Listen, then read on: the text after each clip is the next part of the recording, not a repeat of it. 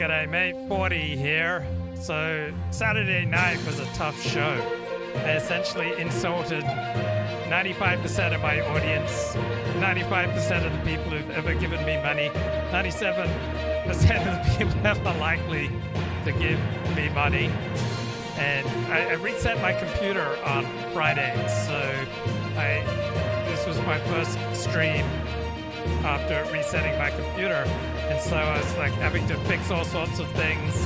And so I was feeling a little bit under the gun. And then I start streaming live Saturday night. And people just hated it. I don't recall one positive sentiment about my ideas on Saturday night. So what the heck was I talking about Saturday night? I was just saying that I don't think it's a good idea to hold the attitude that the elites hate us and want us dead. I didn't spend much time debunking that idea. To me, it's just a clear logical impossibility. We don't hate people who pose no threat to us.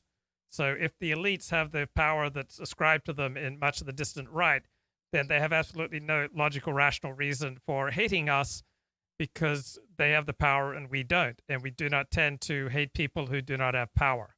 So you could hold that elites dominate America, that they have all meaningful power, but then you can't also claim that they hate us. Or you can claim that they hate us, but then you can't logically hold that they have dominant power. And then I proceeded to list about 20 reasons why envy is really bad for you. That this idea of hating the elites who want us dead, that I noticed that it tends to be a belief that's held most strongly by alcoholics, addicts, other self-destructive personalities. And by doing that, I was unwittingly and unknowingly insulting 95% of people who've ever given any money to the show. So now, luckily, I don't have a highly agreeable personality, so I'm quite happy to stand up here and say things that absolutely everybody in the audience loathes. And I've had this kind of disagreeable personality for a long time. I came to the United States at age 11, and I entered sixth grade. And soon after arriving in the United States, soon after entering sixth grade, I wanted to debate whether the American Revolution was a good idea. So I just come to the United States, right? I was just finding my way, just starting to make friends. And what was important to me was to do a debate saying that the American Revolution was a bad idea. I wanted to take the British side of the American Revolution, just incredibly, disagreeable perspective. But there's a part of me who admires all those Protestant martyrs, people like Martin Luther, who wasn't literally put to death, but he certainly lost a lot of power and influence when he advanced his heretical ideas. And when he was caught on it, he said, "Here I stand, I can do no other, so help me God." When I was growing up, I think the most powerful movie I saw was 1966 Oscar-winning British film A Man for All Seasons, where it portrayed the protagonist as losing his life because he was willing to stand up for what he believed in and to challenge King Henry VIII's ability to get divorced and marry a new wife. And so I thought that was just the bee's knees, that one man stands alone. He stands there and he says, "Here I stand, I can do no other, so help me God." And my father was a controversial figure who was quite often ready to tell everyone that he was talking to that if necessary, they were wrong. And if necessary, they were papist. And if necessary, that their souls were in peril. So I think I've inherited much of my father's personality. I remember when I was converting to Judaism in the early 1990s, I was incredibly scathing about many of the things that I was saying. And apparently Attorney General Bill Barr is out. Barr is out. So he resigns effective December 23. So in early December, Bill Barr directly contradicted Trump when he revealed that the Department of Justice had not found any evidence of large-scale voter or election fraud that would overturn President-elect Joe Biden's projected victory. So in the early 1990s, I was converting to Judaism, and I was incredibly scathing. Like, I was finding things to ridicule or mock or challenge in my new adopted religion. And guess what? It didn't go over well. And my new Jewish friends, some of whom had spent hundreds of dollars on long distance telephone calls to encourage me on my journey, or at least to reach out to me, to try to be a good friend to me. And they just found many of my careless, harsh, scathing remarks just over the top, just completely indefensible. And some of them say, well, look, why don't you become a Buddhist and go scathe somebody else? Why don't you go become a Muslim? Because very early on in my conversion to Orthodox Judaism, my conversion to any form of Judaism, this desire that I had to join this new adopted people and completely transform my life thereby. And yet I was saying all these scathing, sarcastic, controversial, irritating, infuriating comments about Jews and Judaism when I didn't really know very much. Oy vey. Then I remember moving to Los Angeles in 1994, and a few years later I said, oh, I think it'd be a great idea to start writing an unauthorized biography of my hero, the talk show host Dennis Prager. And when I did that, it's like I lost all my friends in Los Angeles. They all sided with Dennis Prager. They thought that what I was doing was incredibly creepy. They called me a verbal terrorist, an internet terrorist, a blogging terrorist. At least I wasn't practicing the feared methodological terrorism that we discussed on Sunday's show. That was Susan Fisk's critique of Andrew Gelman. And just by converting to Judaism in the early 1990s, I pretty much had to leave behind all the friends that I had had growing up as a Seventh-day Adventist Christian. So repeatedly through my life, I'm like losing all my friends. Like, how do people keep friends while live streaming on controversial issues? If you're not willing to abide by all the norms of your group, and if you're arguing with your friends about these issues, how on earth do you keep them? I mean, there are people like Dennis Prager who say they've never lost a friend. I can't say that. I can say that there have been way too many painful circumstances when it sure felt like I've lost every friend I had in the world. So I insulted my audience Saturday night, and they got back. They got back at me. They're not just gonna sit there and take it. They're not gonna just put up with my snarky, snotty attitude. So they had some pretty funny comebacks. One friend said, "Why should I subscribe to your channel when I could just subscribe to the New York Times and get most everything that you say firsthand?"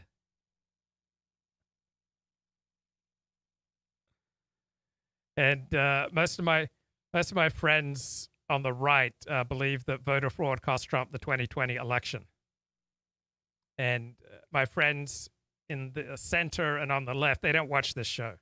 So pretty much everyone I know who watches this show passionately disagrees with most everything I've been saying since the election. So one friend says, "It blows my mind that Luke Ford thinks that there isn't meaningful voter fraud. Maybe Luke will believe this latest report since it was authored by a Harvard MBA who also has a degree from Duke and worked for NASA. His credentials are unassailable, even for a credential connoisseur like Luke." Then another friend says, "Well, Luke doesn't even respect academic agent who has a PhD from the University of London, a master's degree from Oxford." Another friend says, "Well, academic agent never worked for the New York Times. He's not objective and serious. He's just a marginalized loser."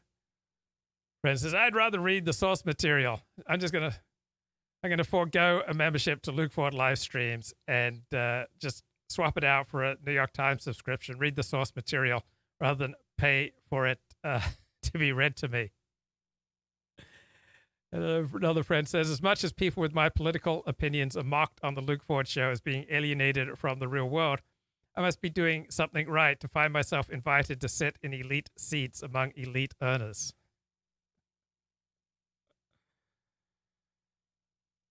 And I've asked, "Do I believe that the Dominion source code should be audited?" Sure. I have no objection to any voting-related investigations, any voting-related source code being audited. And in the current climate, I think it would be an excellent idea. So, Luke, I think you are just scared. So what am I scared of? You're afraid of losing your channel and your liberal friends. Why are you belonging to a community in which you have to lie to remain a member? That is not a life that works.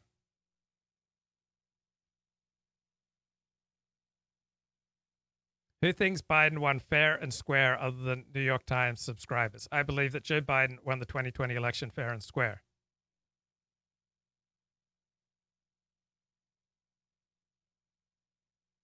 And another friend says, I think massive voter fraud took place. I also think people just have to accept it. So that guy, he's got the intellectual high ground on Luke. So my question is, what will all these people pushing the theme that voter fraud cost Trump the 2020 election, what are they going to do when Joe Biden takes office? Like, what are they going to do? All these people like Academic Agent who say that Trump will remain in power in late January. What are they going to do? Yes, I am a New York Times subscriber. So how the hell do people retain friendships in this volatile world? Like, it's really hard to retain friendships when you're arguing with your friends. I mean, I'm asking for a friend. I mean, this is not me. I'm not concerned or worried about this. You know. But asking on behalf of a friend, like, how do people keep friendships while they're, passionately arguing about topics day in and day out? What do I make of people discouraging Republicans from voting in the Georgia runoff? I think it's incredibly self-destructive. Yes, 100% self-destructive. But what else? It's good in that anyone who argues that, that they're antisocial and self-destructive. They're the type of personality who wants to burn everything down. Now, I have lit some fires in my time. I've lit fires online. I've lit fires on my blog. I have lit fires on YouTube. I have lit fires on DLive and Periscope. All right, so I know about the desire to light fires. It has been incredibly compelling to me. Why does my soul resonate with lighting fires? Because a part of me that usually I'm not even conscious of, is probably incredibly angry and scared and wants the outside world to match my inside world. So if there's some kind of Holocaust going on in my inside world, then I'm going to want the outside world to match that. If you are a miserable person, you are going to want happy people to become miserable just like you. May the bridges you burn light your way. Thank you, Holly. That's beautiful. Right. So I think anyone on the right who says Republicans should not vote in Georgia, that they are wanting the outside world to match the absolute mess, to match the Holocaust inside of them. And I'm not sure that they're even conscious of that. Oh, Wiggins in the chat. Guys, did I ever tell you? I was out and about and I saw Wiggin having a wank behind the tree. And I said, Wiggin, you shouldn't do that. What if Sir catches you? And Wiggin stopped that. I said, Wiggin, put that thing away. This is inappropriate. This is socially, destructive. This is bad for your reputation. What's going to happen, Wiggin, if Sir catches you pulling it out and thrashing it behind the old gum tree? Stop it. And I'm berating Wiggin, and I'm giving him 25 reasons, Wiggin, why it's a terrible idea to whip it out and wank it behind the old gum tree. And I'm just on reason number 14 when Sir works up. And Sir says, 40, what are you doing looking at Wiggins having a toss behold the old gum tree? You're in jolly amount of trouble, 40. I think you need to come along with me. So I go up to Sir's office, and Sir says, I ought to jolly punish you, 40, for looking at Wiggins while he's playing with his twig. You know, this Seventh-day Adventist school, we don't stand for that kind of behavior. Why were you staring at Wiggins having a wank behind the old gum tree? And I said, I was remonstrating with him. I was about to give him 20 reasons why it was a bad idea to pull it out and have a thrash behind the old gum tree when other people might, you know, come upon you. And Wiggins said, boy, I really ought to punish you. I really ought to punish you, but I'm going to let you off. I'm going to let you off easy. We're just going to play horsies. So Sir made me get down on my knees. And then he clambered on top of me, and he was just like rubbing himself. And he said, I ought to jolly punish you. You shouldn't have been looking at Wiggin doing that. And then I had to like ride all around the room with Sir on top of me, you know, giving me a jolly old rogering. And then finally, at the end, he just like said, oh. And I was covered with all this, ugh. And Sir said, never let me catch you doing that again, 40. I've hoped you've learned your lesson. And I said, yes, sir, I've learned my lesson. I'll never do that again. And that was just stolen. That was just completely shameless. That's from Peter Cook and Dudley Moore. What's that wonderful documentary about Derek and Clive Get the Horn. Derek and Clive Get the Horn. That's Peter Cook and Dudley Moore. That's Derek and Clive getting the horn. And I just shamelessly ripped that off. And there's no good reason for me to do that. I mean, I may have damaged Wiggins' sterling reputation. Oi, have I no shame? Feel bad. And now I completely distracted myself at the thought of old Wiggin there having a thrash behind the old gum tree, then Sir catching me, and it didn't even happen. It's just a Peter Cook routine. Man, I'm a bit of a tosser. Okay, let me gather myself. What does Millenial Woes have to say? So in the chat, it says, Henry Claymore says, I unsubbed from Luke Ford after he attacked your character. I don't remember attacking Millenial Woes' character. I think I simply noted that his character is pretty much what he says it is. So I think I agree with Millenial Woes' own assessment of his character. Are you trying to quit smoking, or do you just prefer vaping? I did quit smoking, and now I'm vaping. Henry Claymore, yes, that was a nasty video. Yeah. No, I think I watched about 5 or 10 minutes off, and I thought this isn't. I mean, he's actually getting some observations correct, but it's none of it is coming from a nice place. None of it is, you know, benign or helpful. It's pretty nasty. And I'm not going to say that he was just wrong about everything he said about me, but this is Luke Ford we're talking about. But yeah, I just thought, what is this? You've got to develop that attitude where you question, even if someone's getting some things right, you've got to question, would I be a fool to just go along with this? Because ultimately the intention is some sort of character assassination. And you detect it quite easily, quite quickly. You know, if all that someone does is just attack other people, then you can be pretty sure that they're a piece of shit. Dramor, you can see the full schedule here. Wait, help me out here. How could someone attack Woes' character? I mean, help me out. This is like, I just don't know how it could even be done. So I'm at a loss for words. Now, my self-perception is not nasty. I give it some context. I think Millenial Woes is 100 times better at what he does on YouTube than I am. He's been, you know, far more successful. He is a compelling character because he is so open and honest about himself and his own struggles. So, you know, I tip my yarmulke to Millenial Woes for his many successes. He has many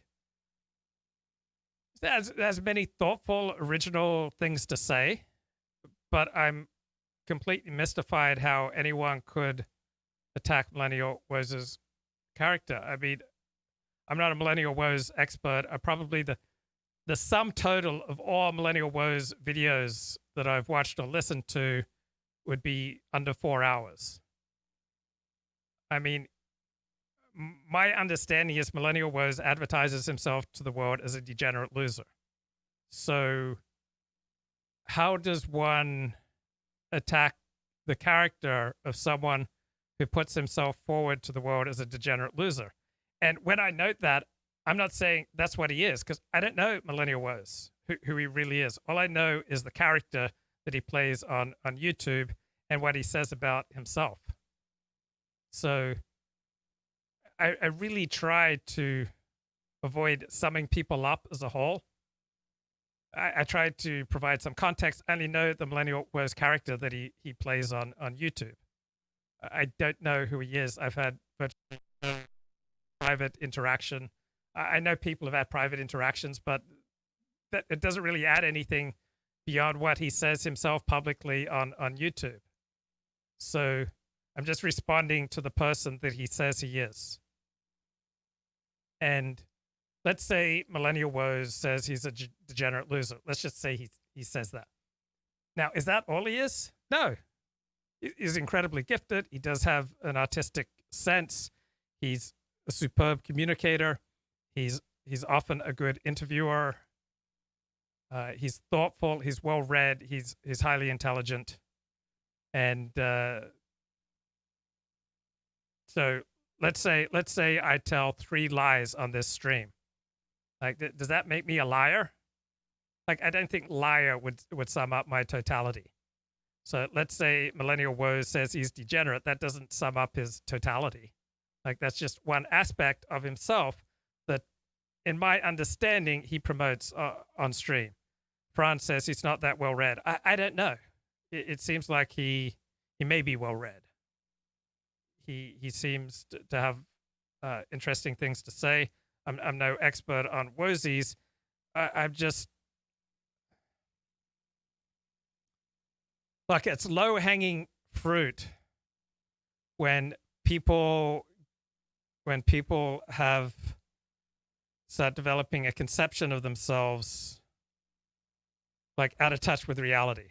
Okay, so there's substantial desire for alt-right content, and there's very little professional alt-right content out there. So all sorts of amateurs like myself or Baked Alaska or Christopher Cantwell or Richard Spencer or the other, Matt Forney, etc. We've all been able to have an audience disproportionate probably to our talents because there's so little competition talking about these forbidden issues. So it's very easy when you suddenly get an enormous audience to overestimate your own talents. So when he releases, press releases essentially, akin to what a Tom Cruise would do, or he talks about himself consulting, 3 attorneys and 1 police officer, and so getting 4 professional legal opinions about accusations of him having some sort of sexual interaction with some similarly troubled young woman. It's hard to take it. As seriously as he presents it, and so that's what was amusing to me. Now, you can take all sorts of bits from me where I'm taking myself way too seriously, right? Like, I do 20 hours of live streaming a week, and I'm constantly changing my opinions. So, yeah, am I up myself? Am I, writing tickets for myself? Am I overestimating, exaggerating my own abilities, credentials, standing? Am I misleading you? I hope to think not intentionally, but I'm sure that there are, tons of things I could say that you could make fun of. So I know that I think I would appreciate it if someone attacked me, let's say, for things I say on the live stream, if they provided the same sort of context that I use for Woes. Like if they said, oh, I don't know Luke Ford, I just know the character that he plays on YouTube. And Luke Ford says this about himself. And so therefore, based on this thing that he said about himself 17 different times in the last month, I don't see how anyone could be accused of being nasty given the things that he says about himself. So I think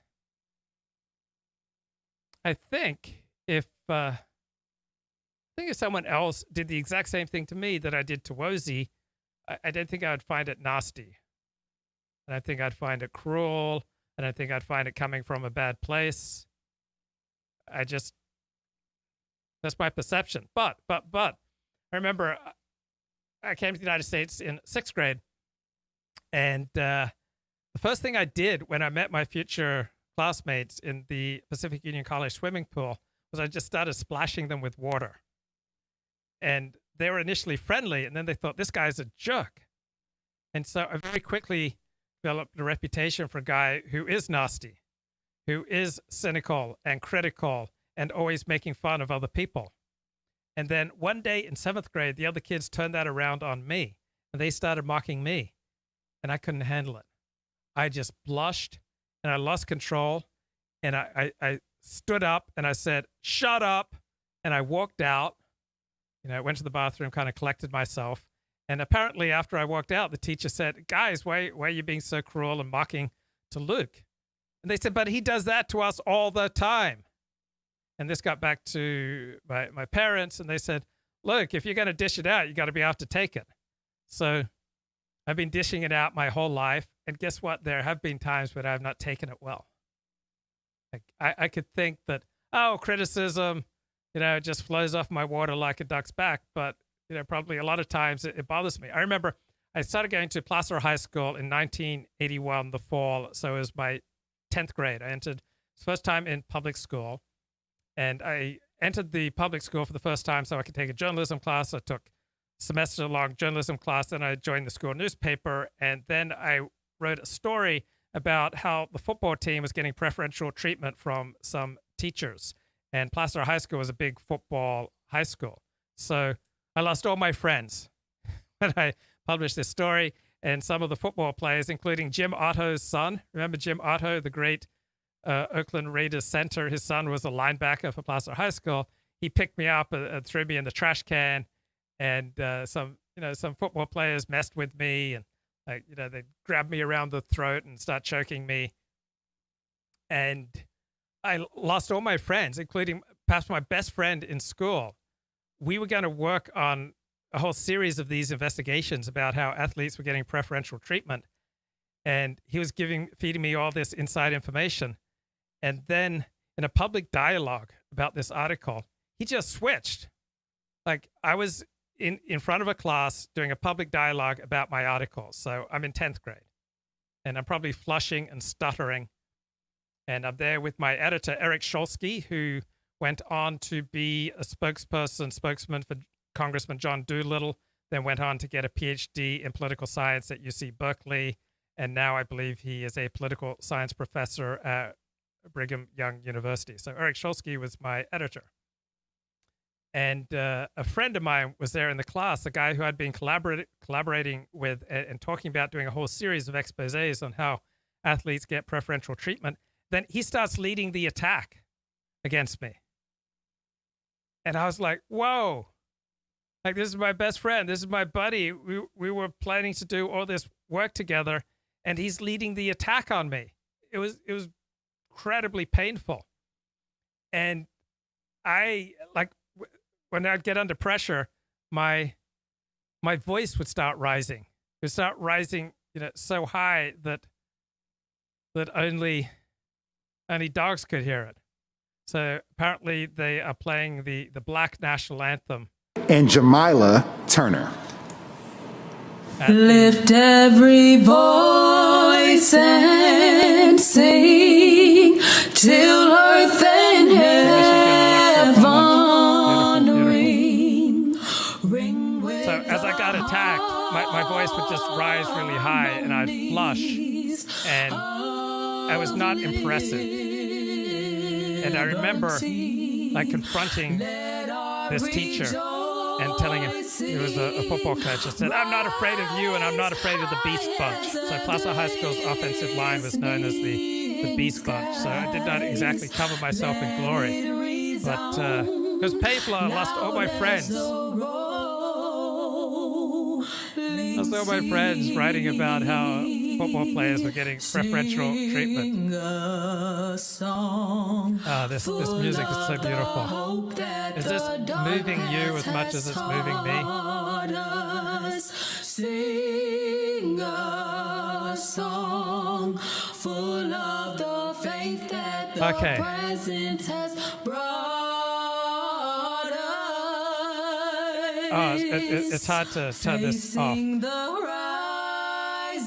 Man, I think we should I think we should replace the Star Spangled Banner with Lift Every Voice. Boy, I could listen to that 24 hours a day. In fact, I think it should become mandatory that we have radios installed in all our homes that cannot be turned off, and all they do is play the Black National Anthem 24 hours a day, 7 days a week. I think that's the only way that we can properly atone for our racism. Okay, maybe mix it up with Africa by Toto. Oh man, I still haven't lost Josh Randall yet. Josh Randall is back. I thought Luke was doing a history of Area 51 today. All right, New York Times, authoritative. What's next for Trump voters who believe the election was stolen? This is a really good, thoughtful article. And I know you think, oh, this article is the equivalent of Wiggins having a toss behind the old gum tree, but it's not. It's good stuff. Some are certain the election was fraudulent. Others aren't so sure. What becomes of their skepticism has important implications for American democracy. Luckily, they don't spend a lot of time on that portentous last sentence. Maybe a little over the top. Sabrina Tavernise, Tavernise, is the author. Richard Everett walked with a heavy heart from his hotel to join a rally being held by President Trump supporters near the White House on Saturday morning. Supreme Court had rejected a lawsuit by Texas the night before, extinguishing what little hope he had for the re-election of Mr. Trump, the man who had inspired the first vote of his life. I almost didn't walk down after last night's announcement, said Mr. Everett, 55, who lives in Weston, Pennsylvania. Look, I was so emotional about the 2020 election. I shed tears election eve watching Trump's last rally because I was afraid that this was the end of the rodeo. Mr. Everett liked what he said was Mr. Trump's nose thumbing at the elites of both parties, many of whom had been in power for years and appeared to have grown rich from it. Peter Levy says, Luke, you were right about the alt-right things you were saying years ago. 100% prophetic. So I think the main thing I was saying was marginalized movements attract marginalized people, and anytime you have a movement filled with marginalized people, they will self-destruct because such people are inherently antisocial and are not capable of building anything. Lots of grifter right-wingers flaming out right now. Luke, you have to take a knee. This is going to replace the Star Spangled Banner. They will avoid a real talk on race. They're afraid that their heads will explode. The entire right wing is a grift, says Daniel. Okay, press 1 if you're a leftist. I'm curious if I have any leftist viewers. So on this day, Mr. Everett seemed resigned to Trump losing as president. At this point, it's over, he said. You hate to say it. So press 2 if you believe that the 2020 presidential election is over, that it is inevitable that Joe Biden will be sworn in January 20th. And press 3 if you believe that Donald Trump will still be the president of the United States January 21st of 2021. Supporters gathered for a similar event in November, shortly after the election. Yeah, remember the Million MAGA March? Those were the good times. This time, the crowd at Freedom Plaza was far smaller, far less hopeful, a mood that reflected a month of disappointments. Mr. Trump has lost dozens of court cases. The Supreme Court rejected his cause twice. On Monday, the Electoral College set to give the final legal stamp of approval to Mr. Trump's loss, so I believe that's already happened. So polls present a stark picture of alternate realities. Fox News poll finds that 77% of those cast ballots for Trump said they thought the election had been stolen from him. Yeah. Now, remember, a lot of that is emotional. So, for example, you'll find a lot of Jews who don't believe in God because Jews tend to be very emotional people, and that's kind of their way of saying that they're mad at God. So it doesn't literally mean that they don't believe in God. Just 10% of Democrats agreed that the election had been stolen. Another survey found that of those who approved of Mr. Trump's performance in office, about half believed that Trump would be inaugurated January 20th.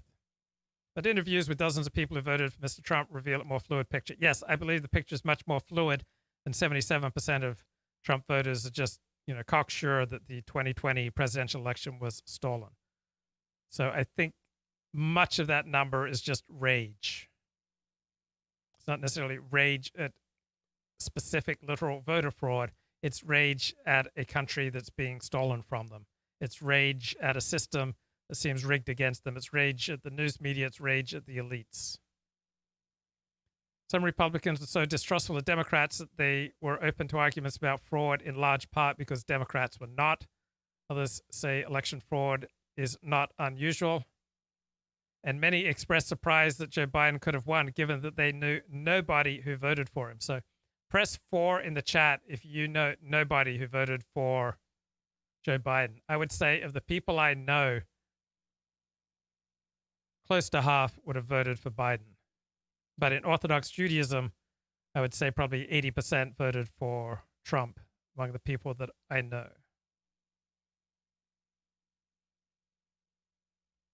One Trump supporter says, do I believe that Trump and Giuliani and their roadshow is 100% correct? I'm not on board with that. He also did not believe Michigan state officials when they said there was no evidence of fraud. This one bloke says he did not think Trump would have won nationally even after the allegations of fraud were accounted for. He said all Americans should be open to hearing the arguments, and he was deeply frustrated that half of them were not. So what will become of the belief that the 2020 presidential election was illegitimate? Will it melt away along with Mr. Trump's prospects for winning?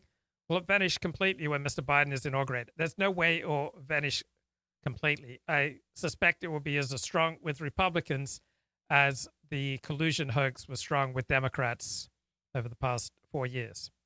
Will this belief fester, nursed by Republicans in power, metastasize into something that could be a rallying cry for nationalists for years to come? It is the perception, often more than the reality, that matters. Enough people believe that a government is not elected legitimately. That's a huge problem for democracy. So I haven't received my Millenniyule invitation from Millenial Woes. That's probably it. I'm just mad that I've never been invited on Millenniyule. Man, I should be invited on Millenniyule, and then we can just hash this all out. Become buds again. Not that we're ever buds. Once reality gets degraded, it's really hard to get it back. Okay, so Republican voters voice a growing and broadly held distrust of the American electoral system that many Republicans in power have worked hard to encourage. One bloke says here, my trust in elections is at an all-time low right now. So tell me in the chat, what percentage of Americans do you think care intensely, deeply about politics, akin to as much as we care? So my perception is less than 10%, probably something like 5%, 5 to 10%. Mr. Kenny is a new Republican. He voted for Barack Obama twice. Did not vote in 2016, but he voted for Trump this year after bristling at what he characterized as the left's growing intolerance for people like himself. You are white, so you have original sin. You can never do anything about it except publicly apologize to everyone, and we will decide if you get to keep your career or not, he said, describing an attitude he associated with Democrats. Wow, Peter thinks 60 to 70% of people care deeply about politics. I think it's less than 10%. He felt more certain of his party switch to Republican during the summer of 2000 as protests sometimes turned violent and Democratic leaders, he said, failed to contain the chaos.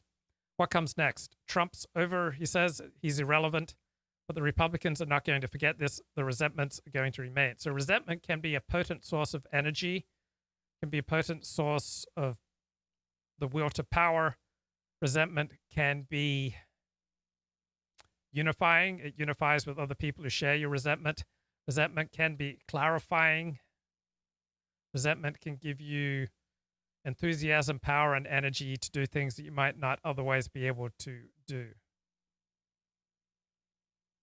Mr. Everett voted this time because he was worried Trump might not win, and he did not like the long-established leaders of both parties. I will probably not vote again.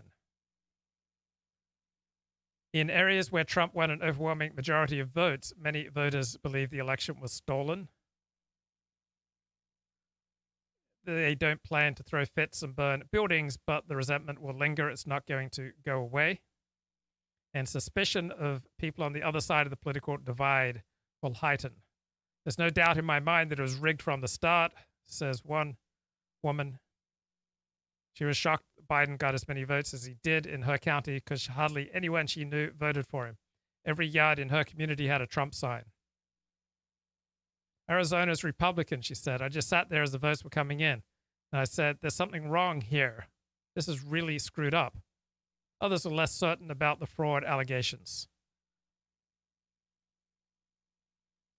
Member of the Coast Guard had never voted before 2020, but he became involved in Republican politics after 2016 because he liked Mr. Trump's pitch that he was an outsider who went against the establishment.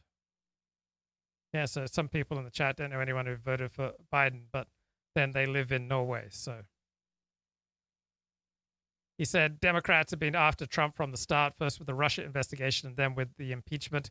He saw hypocrisy in their election complaints. Wait, how did we go from the most unsecure election with so much interference in 2016 to the Democrats saying this was the most honest election and all of a sudden we are supposed to 100% trust it? Plenty of other supporters believe Mr. Trump can still prevail. Trump may have something up his sleeve. I'm going to hold out until January 20th. One Trump supporter says Biden is planning to get rid of personal property and all our freedoms. Trump is trying to stop that, but every institution has obstructed him. I think it's a big coup against our country. The FBI is involved, so is the CIA. It's crazy, even the judges. I think a lot of people are giving up. I'm not, but it's very discouraging. At the end of the day, we won't have a republic anymore. So I think very thoughtful, sensitive, nuanced essay in the New York Times. Here is Columbia University professor of statistics, Andrew Gelman, also the author of the Andrew Gelman blog. Andrew, whenever you're ready. Okay, so we were, a few years ago, my colleague Yotam and I were interested in understanding changes in public opinion. So I could give you an example. Same-sex marriage is a lot more popular than it was a few decades ago or even a few years ago. Big change. Other attitudes, that was kind of a surprise. Other attitudes haven't changed so fast. So for example, abortion in the 1970s, a lot of people expected that abortion would become switched from being 50-50 to become completely widespread accepted in the United States. And of course that didn't happen. Certain attitudes or political attitudes are much more stubborn than others. So how do we understand that? We had this idea of looking at what we call the social penumbra, which are the group of people who know somebody in the group. So we can do a survey and you can ask people not just are you gay, but how many gay people do you know? Or how many women do you know who've had an abortion during the past 5 years, or various other things. And indeed, you do find there are a bunch of surveys that ask about the gay penumbra, and you do find that it's been going up.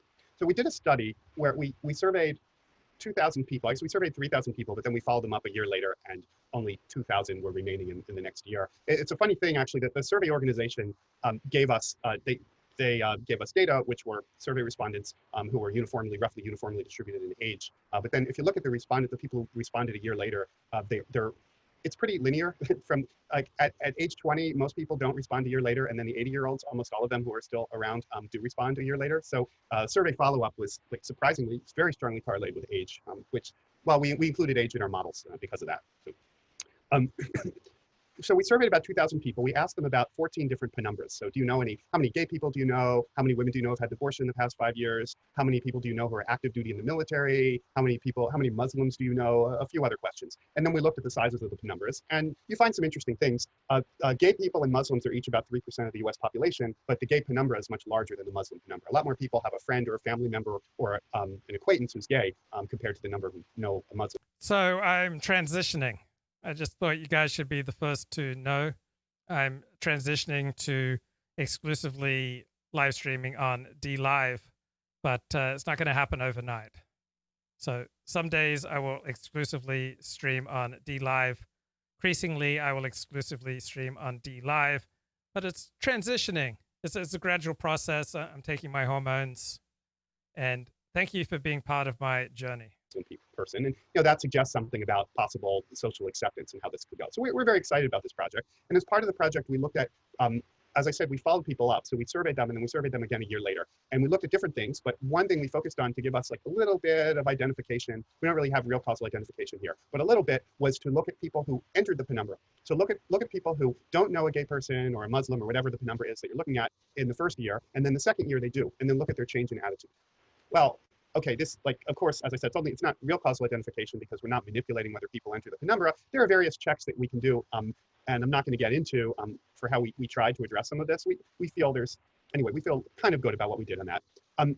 So then we estimated the causal effect, or estimated the coefficient, which under some assumptions we can interpret causally or partially causally, so forth. And we found the estimates were very variable. I want to say the results were barely statistically significant, but I'm not allowed to say that. So I'll say that the standard errors in the estimates were really big. So we had 14 different penumbras. The effects were in the range of 0 to 0.1 of, that is, entering the penumbra had the effect of increasing your support for a certain attitude on average by about 0.1 or less on a 5-point scale. And then when people are like sending stuff in the chat, I guess I should like move it so I don't see it because it's just. Yeah, he's moving the chat because it's too distracting. So if you want censorship-free chat, then head over to DLive, where I'm streaming right now. There's a robust conversation going on DLive. Student says, did you hear all the BS excuses people are making not to associate with Baked Alaska? He was always too popular. Or you're referring to Millenial Woes. Where's our DLive conversations, bro? All these people sitting on YouTube, siphoning from the YouTube teat. Come on, where's all our affiliate marketing signups? Where are our 1%ers? And student says, I'll bang an ice cream on the table right now for every lazy freeloader who comes over from YouTube and follows right now. A whole ice cream, bro, for the year of Baked Alaska.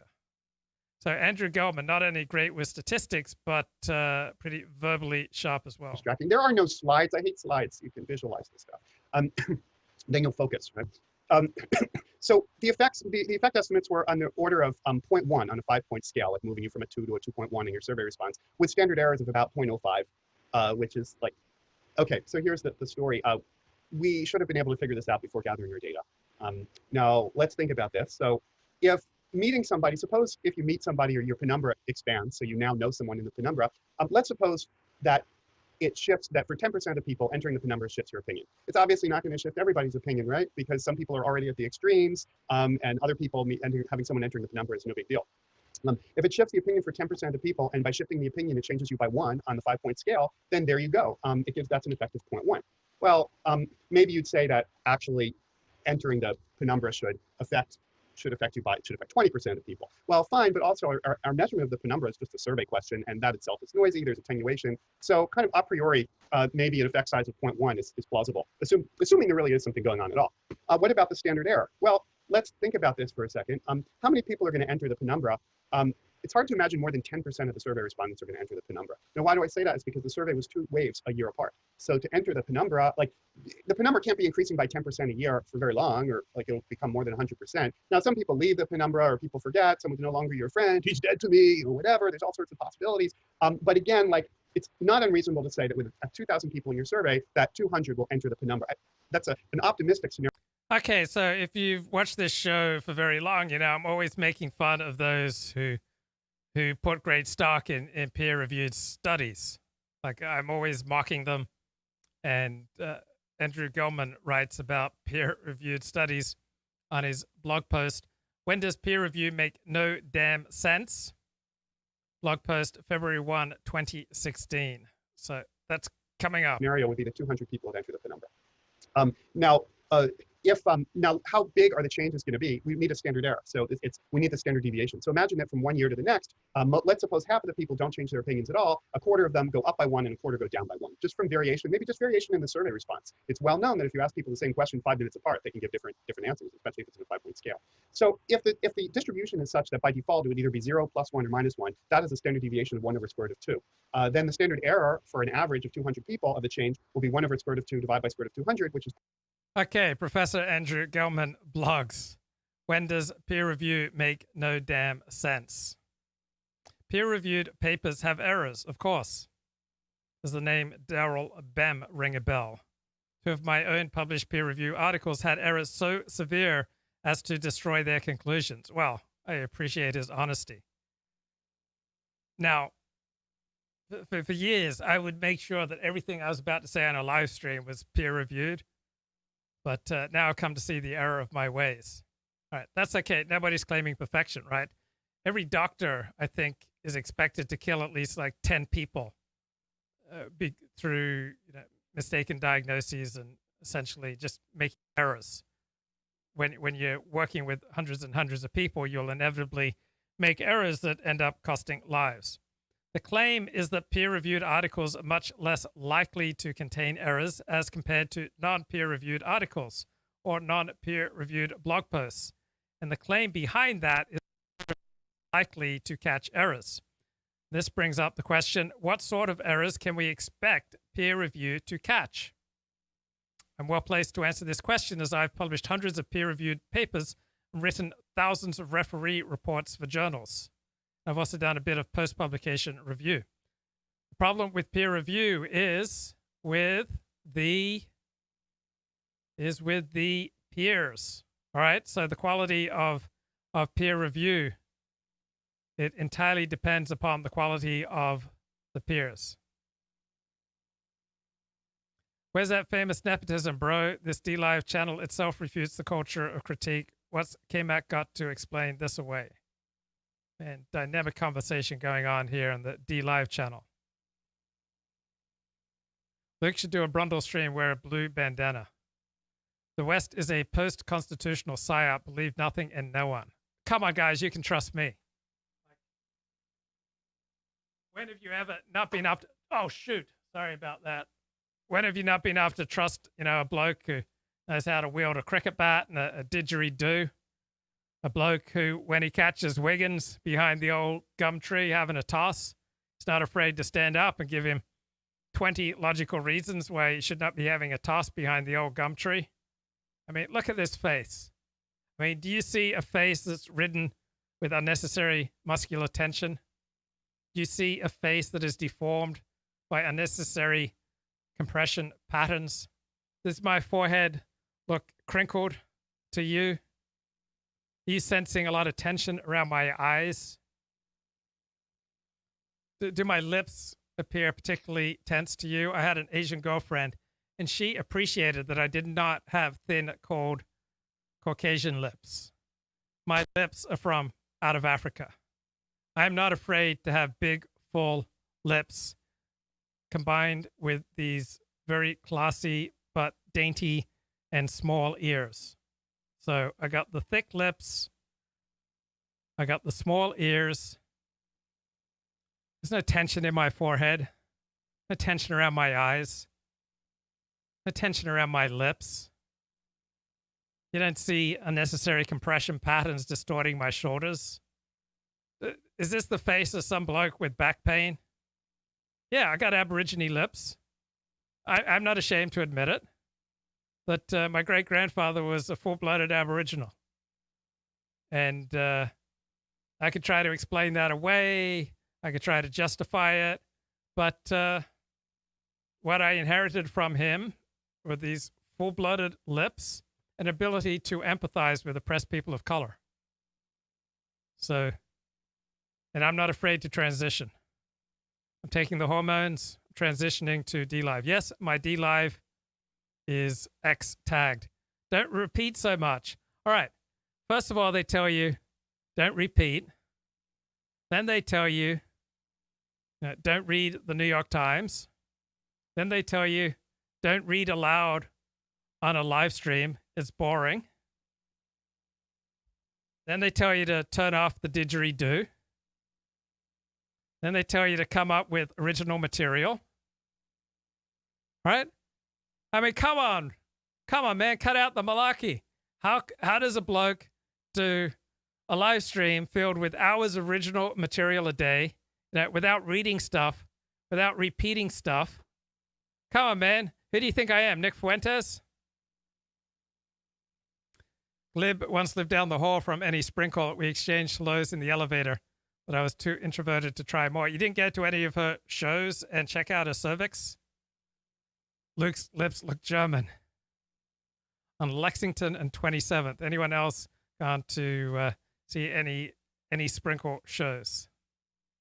As long as you don't rama or sleep in the road. I'm trying to stop rama and sleep in the road. But this thing about don't repeat yourself, don't read aloud. Reading aloud is boring. Don't say the same old thing. Come up with original material. Be entertaining and thoughtful and provocative. I'm not Nick Fuentes. I'm the poor man's I'm the homeless man's Nick Fuentes. Yes, Robert went to see Any Sprinkle give a talk. Who would not be down with hearing Any Sprinkle give a talk? What was it on? Nuclear physics? 0.05, which is kind of what we got. So I cheated because we did our analysis. But here's the point. We did this survey with this idea that if we had identification, we could look at these coefficients. Then we saw the results and we were like, damn, these are so small. We're lucky we just dodged a bullet that we found anything at all. But we should have realized, right? So we made a mistake that we collected the data without first simulating fake data and doing that. So we made that error. Now, we're not the only people to make that error, right? So another example was a few years ago, a paper came out by some economists estimating the effect of early childhood intervention. Someone heard me speak about this example before. It was a study of 130 kids in Jamaica. And it was done like 30 years ago. Okay, so people want to know what a penumbra is. The partially shaded outer region of the shadow cast by an opaque object. Penumbra. So in astronomy, the shadow cast by the Earth or Moon over an area experiencing a partial eclipse, or the less dark outer part of a sunspot surrounding the dark Penumbra. core. Penumbra.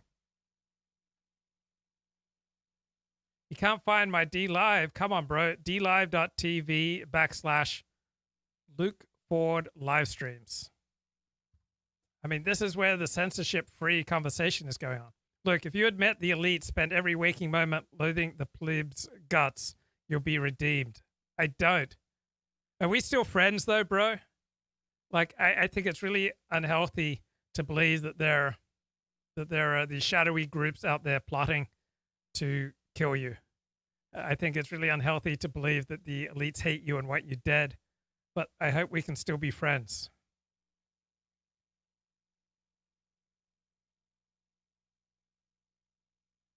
Leave your comfort zone, Luke. Start cooking lobster online. Did I tell you about that hot Jewish chick I met in a yoga class? So I'd had one hot Jewish girlfriend from yoga. Then I thought, oh, it's lining up number 2. So when you're a love addict, you're like an air traffic controller. You're always like, you've got your present girlfriend, and then you're lining up your future girlfriends, and then you've got other women on the side that you turn to give you, oh, what's that term? Borrowed functioning. Like you're always kind of lining people up to give you admiration, people who want to have sex with you, and you're just kind of lining them up, and you bring them in, you bring them into land, and then you let them go and you bring the next one into land. It's not easy being a love addict. And so I was trying to line up my next Jewish girlfriend, hot from yoga, and I found out her passion was convincing people to eat insects. And she was still hot, so I was still kind of ambivalent about whether or not I should date her. I mean, if you met an attractive young Jewish woman whose life passion was to convince people to eat insects, would you court her?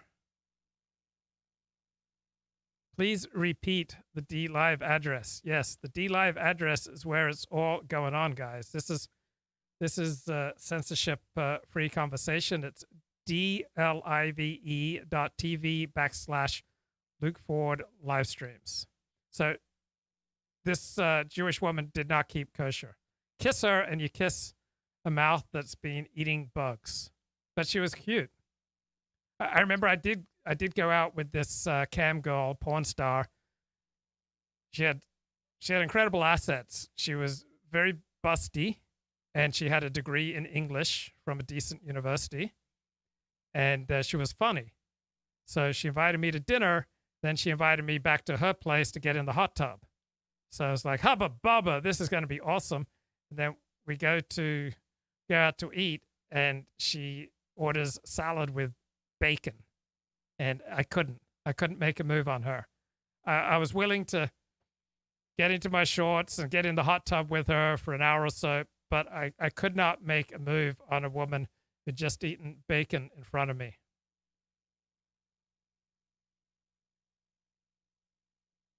Well, for Robert, a huge rack beats dietary issue. Huge rack beats most interpersonal differences. I don't eat bugs. I mean, I only ate bugs when I was a kid, but I only did that to get attention. So I've moved on. Coefficients. I haven't heard that word since high school. Yeah, I searched coefficients on Pornhub and I couldn't find anything. Okay, cover the Pornhub news. So the Pornhub news. Oh, okay. I need to make sure that the rich Jews register with this link. So with this link, I get 1%, guys. 1%. There's the link. There's the reference link. I get 1% of anything you spend on DLive.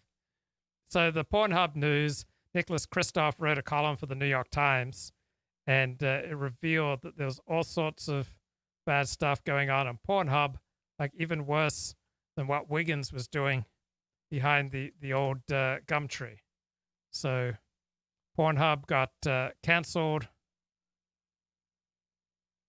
by MasterCard and Visa because they were doing all sorts of wicked stuff. Damn, you put Pornhub into YouTube and there's all this really inappropriate material on YouTube. So Pornhub was allowing all sorts of uploading of rape scenes, of underage sex, and they were profiting from it. And you could watch essentially women being raped, abused, underage women, because a lot of it's user-generated content. Wow, wow, wow. So that got serious quick. Unless you're a girl who got raped and then your video got posted up to Pornhub and then you complained and they deleted that video, but then somebody else re-uploaded the exact same video. I guess if you're in that situation, this probably took a really long time. But if you just want to sit there and consume your porn, I guess in that instance, this is quick. So I talked about yesterday, I talked about Pornhub being canceled yesterday. There was an expose that came out from the New York Times talking about rape videos being on Pornhub and underage child sex being on Pornhub and non-consensual sex videos being on Pornhub, you know, the whole 9 yards. And in that particular article, it was talking about Visa and MasterCard were thinking about whether or not they were still going to be providing payment services to Pornhub. So I guess you can get, membership accounts or whatever to Pornhub. And so MasterCard and Visa, they have their terms of service and such. And so MasterCard and Visa were looking at whether or not they would continue to be offering their financial services to Pornhub. And it appears that MasterCard and Visa have said, look, why does YouTube allow naked yoga videos? You put naked yoga into YouTube. Not that I'm suggesting you do this. I don't want you to have a relapse. But like, if a friend of mine put naked yoga into YouTube, it would come up with all these hot naked chicks doing yoga. And they're doing an incredible amount of spreading. And they're totally naked. And they're young and they're hot. And some of them are busty. And they're doing, all these incredibly provocative yoga moves. And they look like porn stars. But they always have this disclaimer that the video is just for research purposes. I mean, is naked yoga, nude yoga, is this really for educational purposes? I mean, is that really what's going on? Is there educational purpose to naked yoga? In today's video, I will be discussing my 5 tips for yoga beginners. These are things that I wish I would have known when I first started out with my yoga journey. If you haven't checked it out already, I posted my yoga story. But basically in that video, I share how my first experience with yoga, I didn't really like it, and I stopped for a long period of time before I started up again. So listen to these tips that I have for you.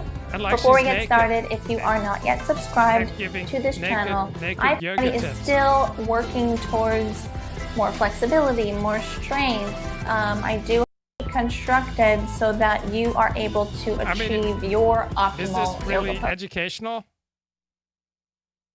I mean, where's the education here? Okay, let's start with breathing.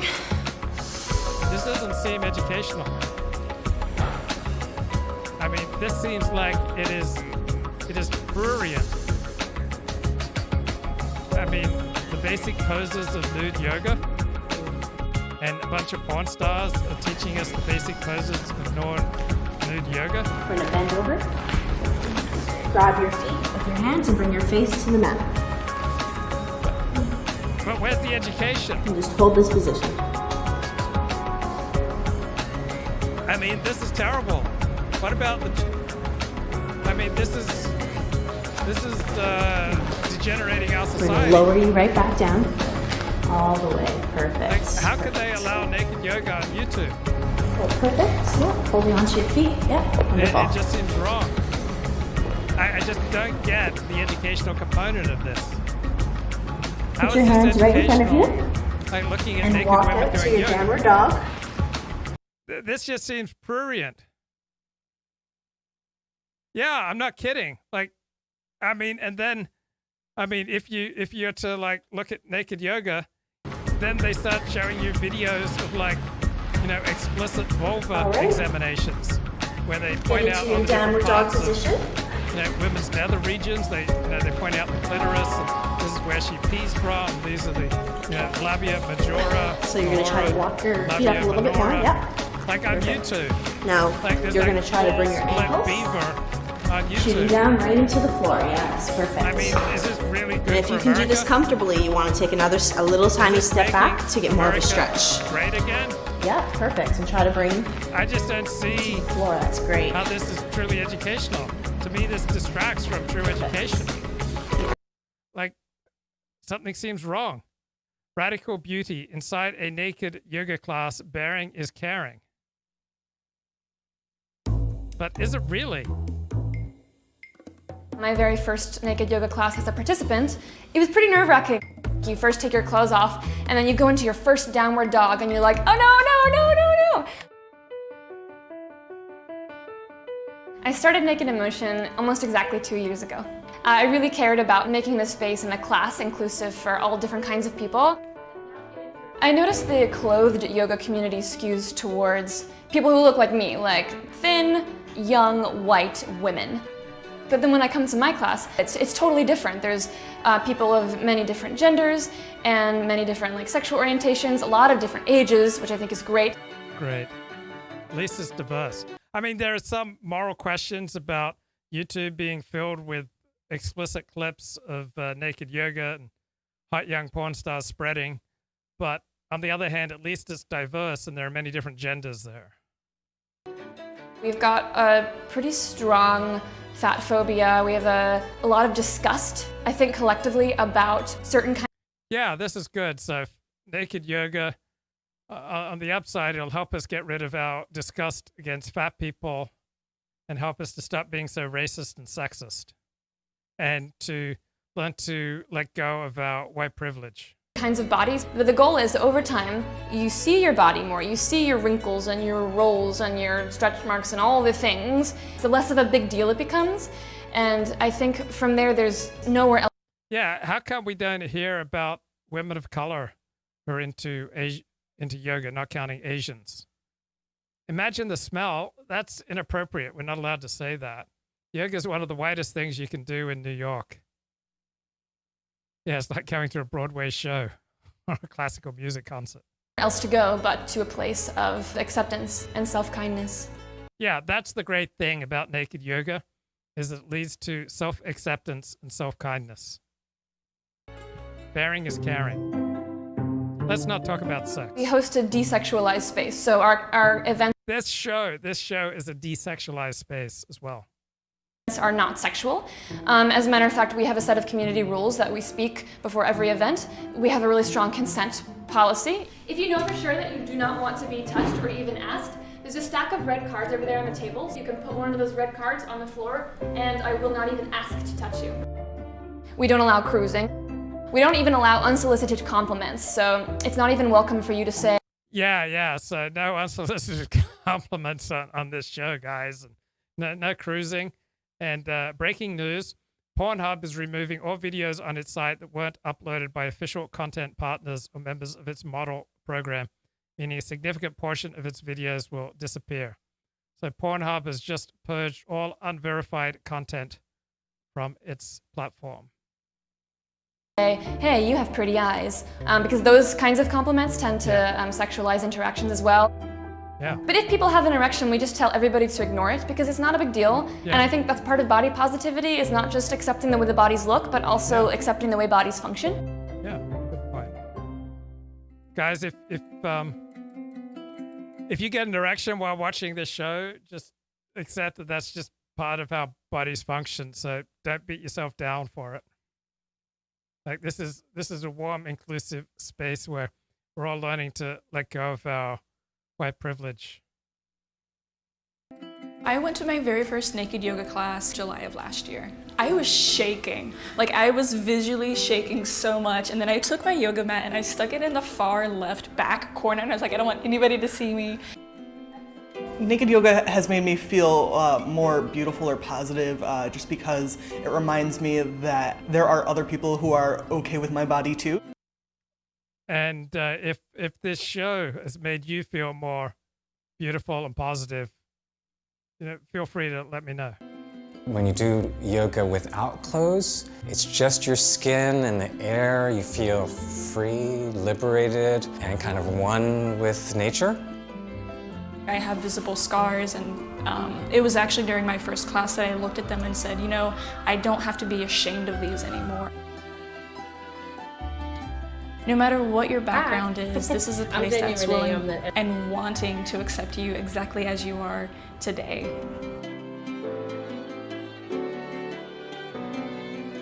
Yeah, that's nice. All the benefits of naked yoga.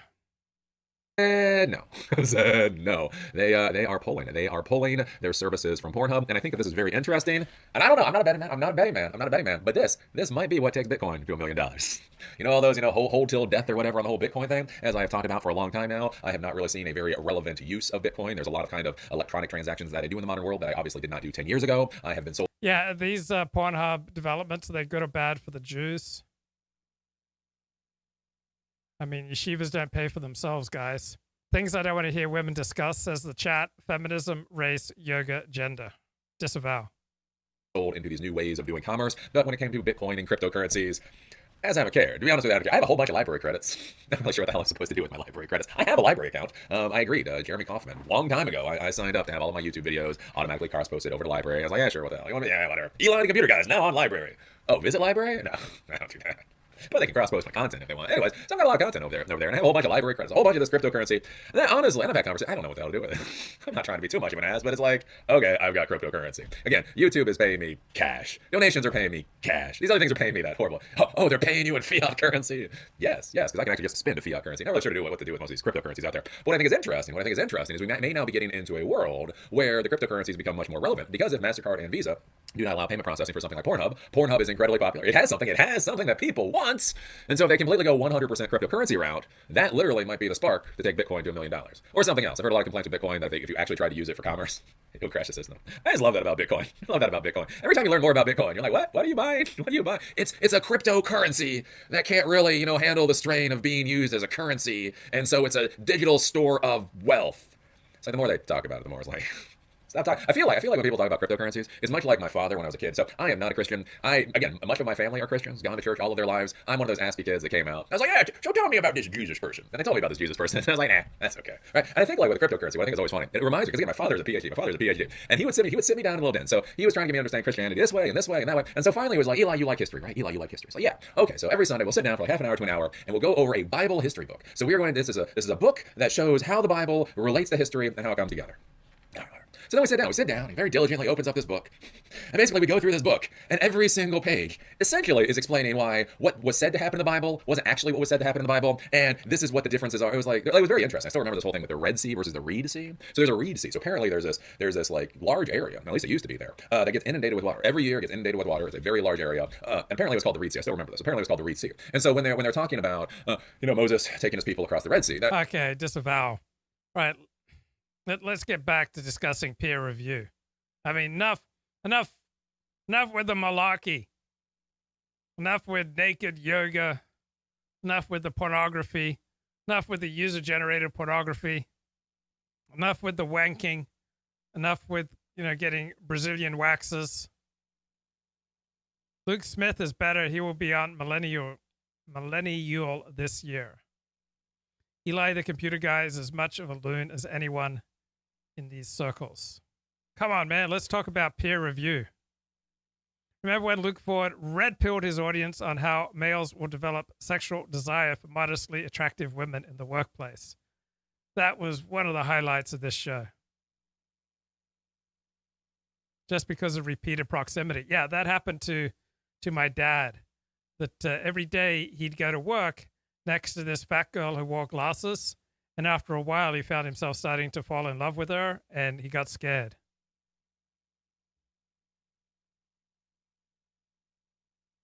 All right, let's get back to the peer review. Enough with the malarkey, guys. Will I get my COVID-19 shot available? Absolutely. I'd get it right now. I'm willing to be a pioneer. I'm willing to go in there. Thank God I built up my immune system because I dated so many porn stars that I just strengthened my immune system. I fine-tuned my immune system. I built it up, hyped it, just got it in fighting shape. It's like I came out of a decade, essentially, of, fighting German Panzer tanks on the Eastern Front. Like, that's my time in the porn industry was like Operation Barbarossa. Like, I was like, a poor Russian peasant, taking on the might of the German army, taking on those Panzer tanks. And so after a decade of that intense engagement, I could not just be cool, calm, collected, and unattached, unmoved. When I saw suffering, I wanted to heal it. When I saw pain, I wanted to lay on hands. When I saw mental illness, I wanted to provide mental health. When I saw porn stars, I wanted to know what made them tick.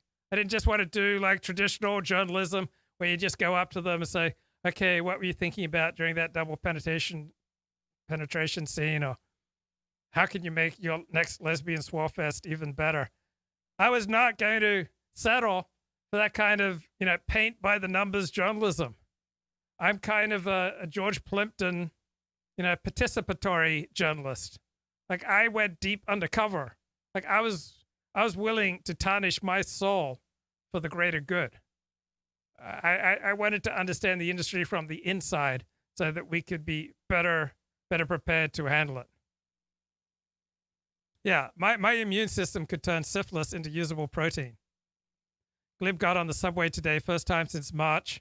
Other than feces on the platform, it was a pretty good trip.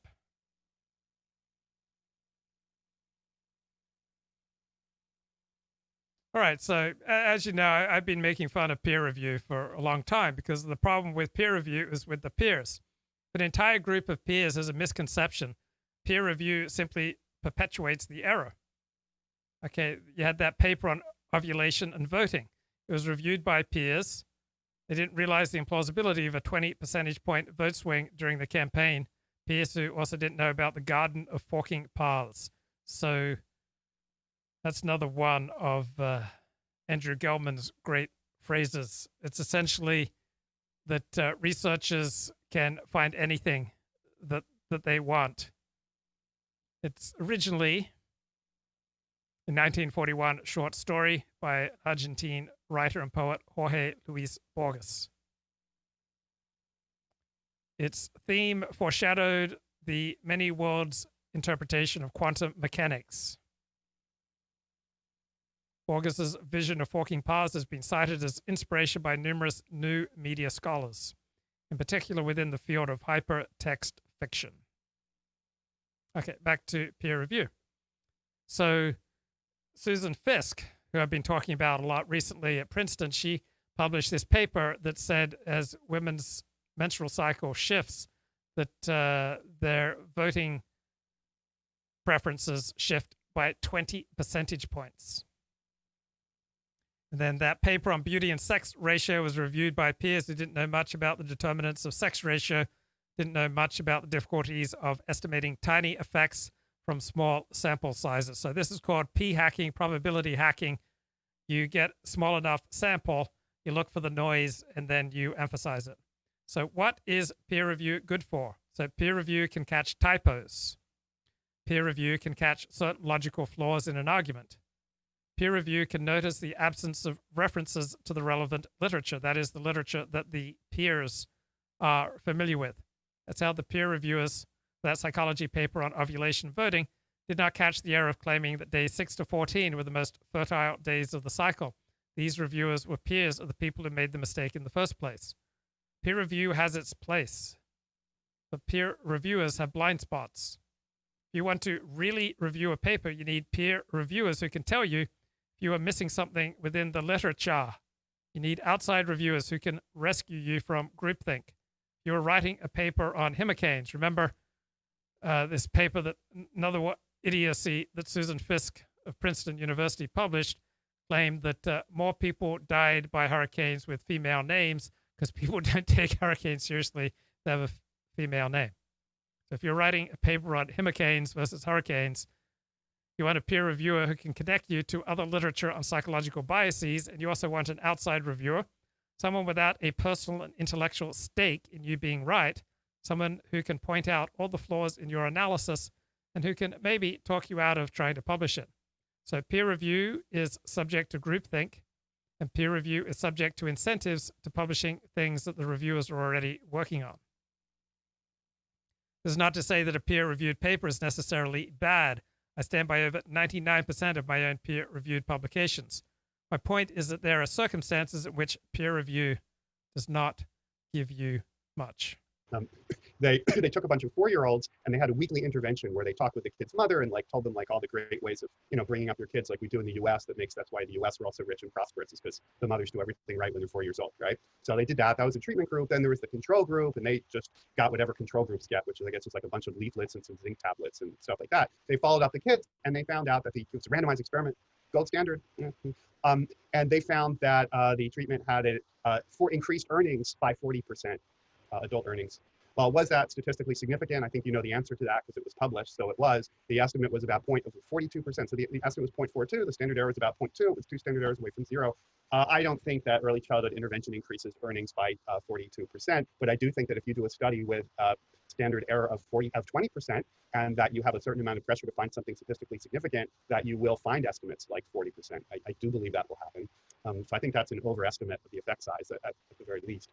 So they should have done that too. But I wanted to lead with a story of my mistake first. It's easy to say other people made mistakes, but of course I make mistakes all the time. That's we learn from her. Yeah, this is an excellent tactic. If you're ever giving a talk, if you're ever pointing out other people's mistakes, always a great idea to start by discussing your own mistakes.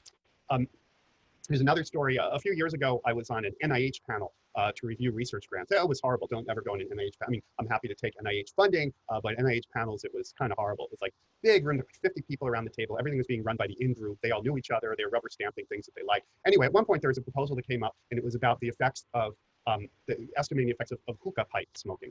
And like it's carcinogenic. So I had a class. I said, well, how many people smoke hookah? Like, is this really worth studying? Like, is this kind of a minor thing? And they said, well, actually, it's increasingly popular among the young. This was before Brooklyn was a thing, but I guess they would have said that if it was. And also, apparently, smoking the hookah pipe is like 20 times worse than smoking cigarettes because you're inhaling it so deeply. So they said, yeah, this really is a public health menace. It's worth studying. Then a guy on at the panel, an old guy stood up. I don't know if he literally stood up, but he said, this is silly.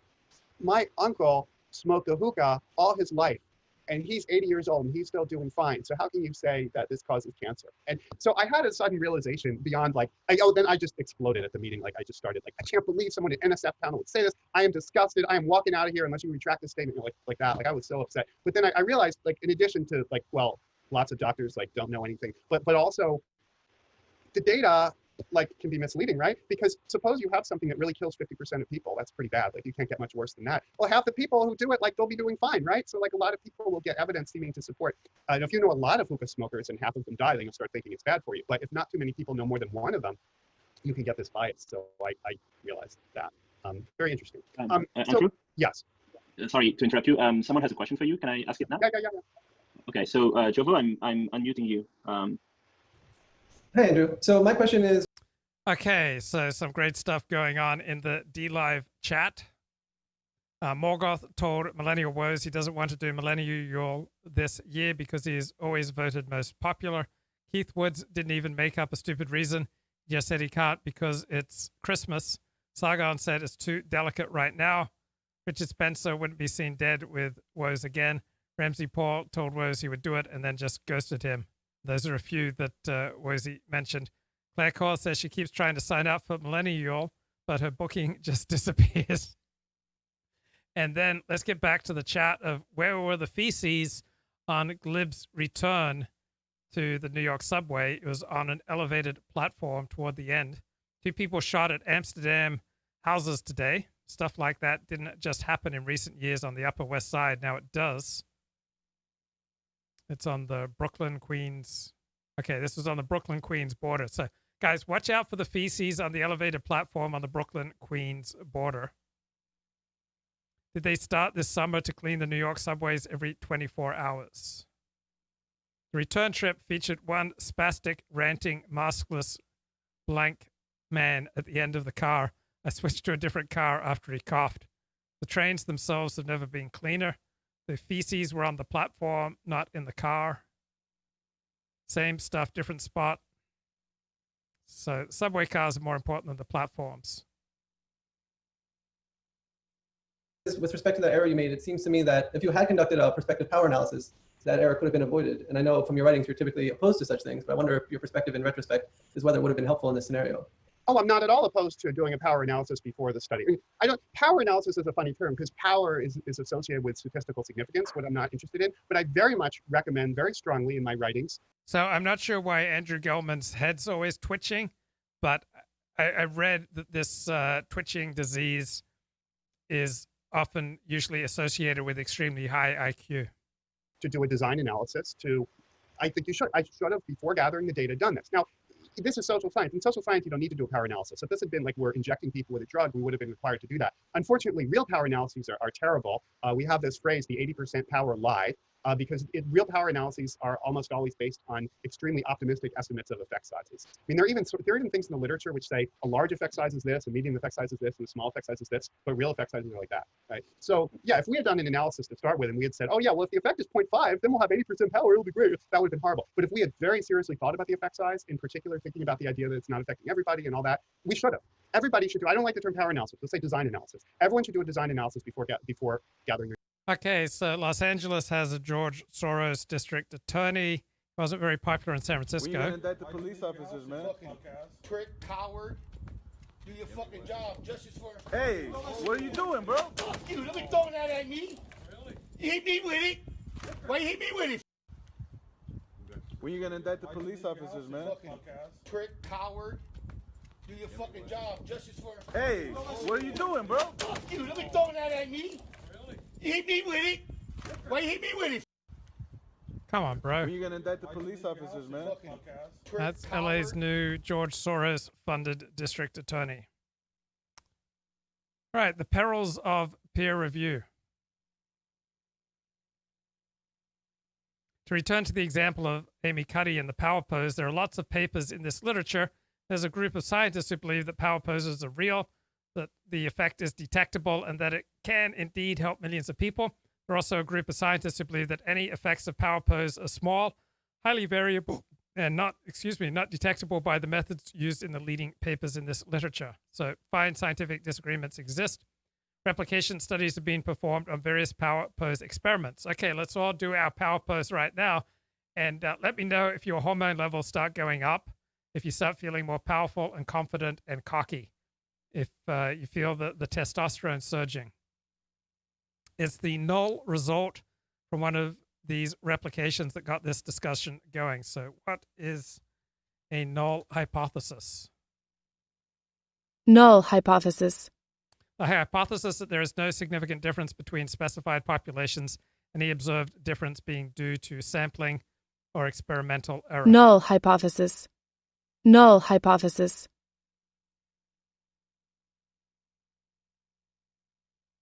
Peer review doesn't get you much. The peers of the power pose researchers or other power pose researchers, or researchers on embodied cognition, on other debatable claims in experimental psychology. Maybe other scientists don't work in this area, but have heard good things about it and want to be supportive of this work.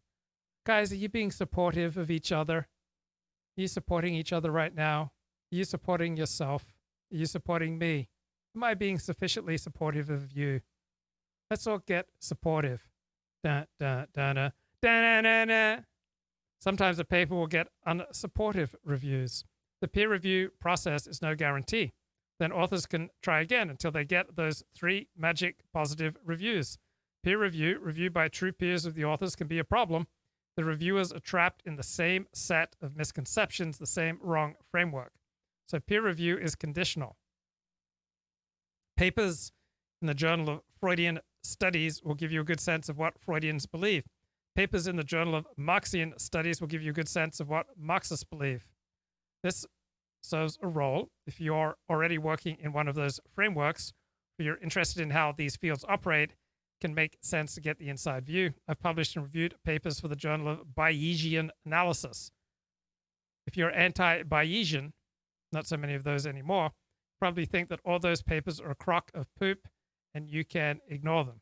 Okay, and you're saying, what is Bayesian analysis? A method of statistical inference in which Bayes' theorem is used to update the probability for a hypothesis as more evidence or information becomes available. Bayesian inference is an important technique in statistics and especially in mathematical statistics.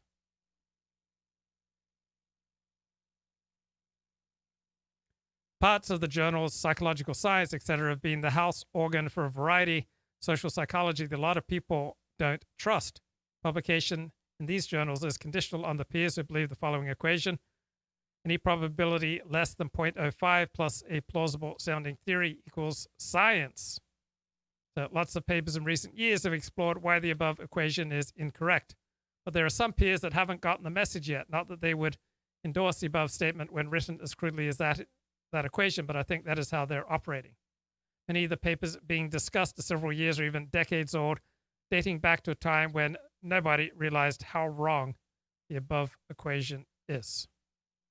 Your data doing your study, I think. I mean, yes. So if I implied otherwise, then I apologize, or I apologize for you for misreading what I said. I guess I apologize for me for writing something that could be so easily misread, even by an expert. Okay. Thank you. Sure. All right. Thank you, Andrew. Causal inference. So I love talking about causal inference, and I really appreciate being part of the organizing committee of the seminar. It's so nice of you to include me in this. And I love it because I'm an outsider in causal inference. And I always say there's a division of labor. So people like me are the descriptive people and other people are the causal people. So my colleagues and I wrote a book, Red State, Blue State, which was all about how people voted, lots of graphs, multi-level models, survey analysis, no causal inference, no identification, no treatment effects, nothing like that. That stuff is great, but I don't need to do it, right? Division of labor, somebody else can. But I consume a lot of causal inference.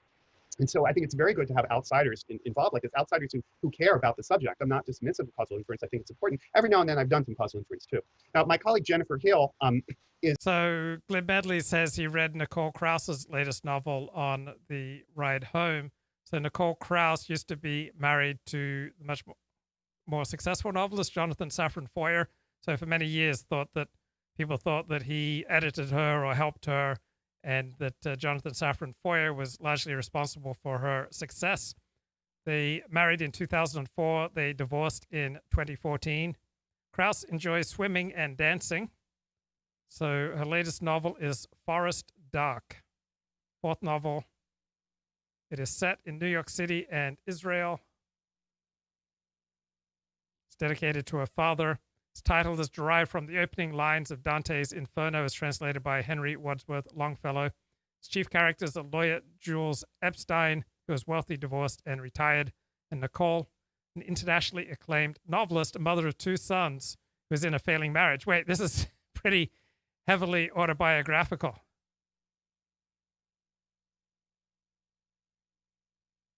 So she was in a failing marriage at the time. So I'm scanning all the reviews, and they don't talk about how this seems heavily autobiographical. No, the latest is a collection of short stories to be a man. Is it any good? What do I weigh? I weigh 172 pounds. You have no idea who this talking head is? You have no idea who Andrew Gelman is? Come on, man, cut out the malarkey. You don't read Andrew Gelman's blog? He is a professor of statistics at Columbia University. You've got to know who Andrew Gelman is. Come on, guys. She says that everybody is causal. All people care about is causal inference. And if they say that they're descriptive, they're just not admitting it, right? Like, they're like, oh yeah, we found that so-and-so is associated with something else. Like, why are you saying that? What do you really mean? You're really causal. I said, no, Jennifer, you don't understand division of labor, red state, blue state. And then she said, well, what's the subtitle of your red state, blue state book? And so I don't want to talk about it. Okay. It's red state, blue state, rich state, poor state, why Americans vote the way they do. So I put why in the title, and I said, well, yeah, but it's not really about that. But that's her point, right? So she's right, okay? So we are all thinking causally. It's not, so when we do descriptive analysis, I do think it is like often in service to causal inference. So it's a very important topic. Mostly what I'm talking about today is not literally about causal inference, but I'm kind of off the hook because everything's about causal inference. So it's this, okay? So if you don't know who Andrew Gelman is, go to andrewgelman.com. He's a giant. He investigates statistical problems in public policy. He's got a particular specialty with regard to political science. He's the #1 blogger on statistics. I mean, this guy, you guys don't get it. This guy can walk into any bar and he is just mobbed by the hottest, sexiest, most DTF females. Andrew Gelman. His blog at andrewgelman.com, it's all about statistical modeling, causal inference, and social science. I mean, this guy gets more women than rock stars. I mean, this guy exerts more power over women than Henry Kissinger. This guy, he's a legend. How do you not know Andrew Gelman? Okay, back to the power pose paper by Amy Cuddy and Carney, etc. Has many garden of forking paths issues, or many researcher degrees of freedom. So the more freedom the researcher has, the more ability he has to just make things up. So Andrew wrote January 28th, 2016, looking at an examination of the power poses paper. Paper says, to control for sex differences in testosterone, we use participants' sex as a covariate in all analyses. Reasonable decision, except that in other papers in this literature, this is not always done. So separation by sex alone gives you several forking paths. You can analyze the data as is. You can run a regression by sex and consider the coefficient for sex as a control variable. You can look at the coefficient of sex. You can interact treatment effect by sex. You can look at effects separately for men and women. You can look at one hormone for men, another for women, etc. Paper says, all hormone analyses examined changes in hormones observed at time 2, controlling for time 1. Analyses with cortisol controlled for testosterone and vice versa. Not clear here on what they did when analyzing cortisol at time 2. Which of the other variables, was it cortisol at time 1, testosterone at time 1, testosterone at time 2, did they control for? Different options would be possible. Point here is not whether the authors did multiple analyses and picked the best. It's that they had flexibility in choosing their analyses in light of the data. So the researchers had way too much freedom. In their paper, they never claim otherwise, and various different ways of analyzing these sorts of data are presented in the literature. It's not clear what was actually done. The main results don't seem to follow. In a footnote, the paper says cortisol scores at both time points were sufficiently normally distributed, except for 2 outliers that were more than 3 standard deviations above the mean and were excluded. Testosterone scores at both time points were sufficiently normally distributed, except for 1 outlier that was more than 3 standard deviations above the mean and was excluded. What? Did they just say that they excluded data from 3 subjects? I wonder that these results were consistent with no effect. With a small sample, you only have to do a little bit of selection and you can get highly impressive results. So this is Andrew Gelman, and this talk is titled 100 Stories of Causal Inference. Now, I wrote a couple papers about causal inference 10 years ago that I kind of liked, a couple of review articles, one of which I talked about different perspectives on causal inference. And they sort of run the gamut from the computer scientists to the economists. And so the computer scientists, like, they are the most like gullible people. Like, they think that you can just take observational data and draw causal inferences from it. And then, like, how can you do that? Like, purely observational data, no natural experiment, just a bunch of measurements. And they point out that, well, humans do it all the time. So if a human Clinton had to explain his I don't think it's that simple. And I think the reason is they often give very simple examples. Like, we realize, like, a lot of the examples of causal inference that we see are somewhat manipulable. Like, we throw a ball and we see how it goes. In social science, we work on hard causal problems. So I think we can all agree that humans don't have good intuition on hard causal problems. So I will say that the computer scientist's attitude that an AI can solve the causal inference problem given observational data because humans can solve the causal inference problem, that's a little self-contradictory. Because if it were really true, you wouldn't need AI because the humans could already do it, right? So, like, it's kind of weird. They're a little bit like economists who half the time are telling us, economists are half the time telling us that they have complete respect for the consumer and everything people do is rational. And the other half of the time, they tell us that we should pay them very large salaries so they can tell us what to do to make rational decisions, right? It can't really be both ways. So the resolution in both. Okay, this guy looks like he shops at Zabaz. Is that how you pronounce it? Of course, his name's Andrew Gelman. All right, let's talk about the multiple ball hypothesis. With I tell people all the time, I mean, if your ancestry comes from, the mother continent, as I call it, Mother Europa, why are we adopting, a messianic religion from the desert? I mean, what would inform us from that world, which we couldn't get from basically our memory and our biome going back so long? Well, so the multiple truth hypothesis presumably existed at the time where someone like you existed when that system was first being implemented, and said, you should know that if you implement that system, it might work for a few hundred years, but will eventually collapse. Why are we adopting, a messianic religion from the desert? I mean, what would inform us from that world?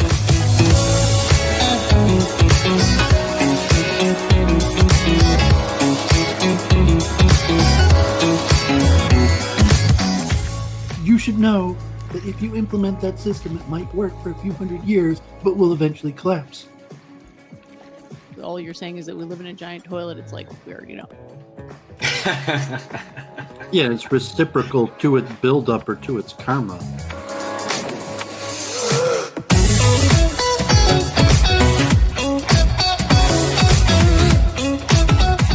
To all the various systems that could have been implemented, the decision-making process determined that the truths that were more valuable were in that system, even though its collapse was pre-planned into its conception. The collapse is pre-planned into its inception, or maybe it's just entropy works through systems and systems degrade over time.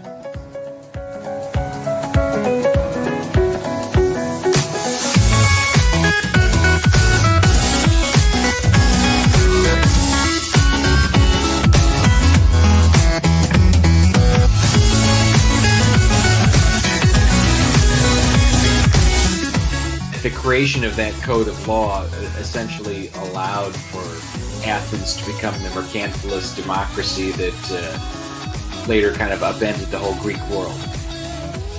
You should know that if you implement that system, it might work for a few hundred years, but will eventually collapse.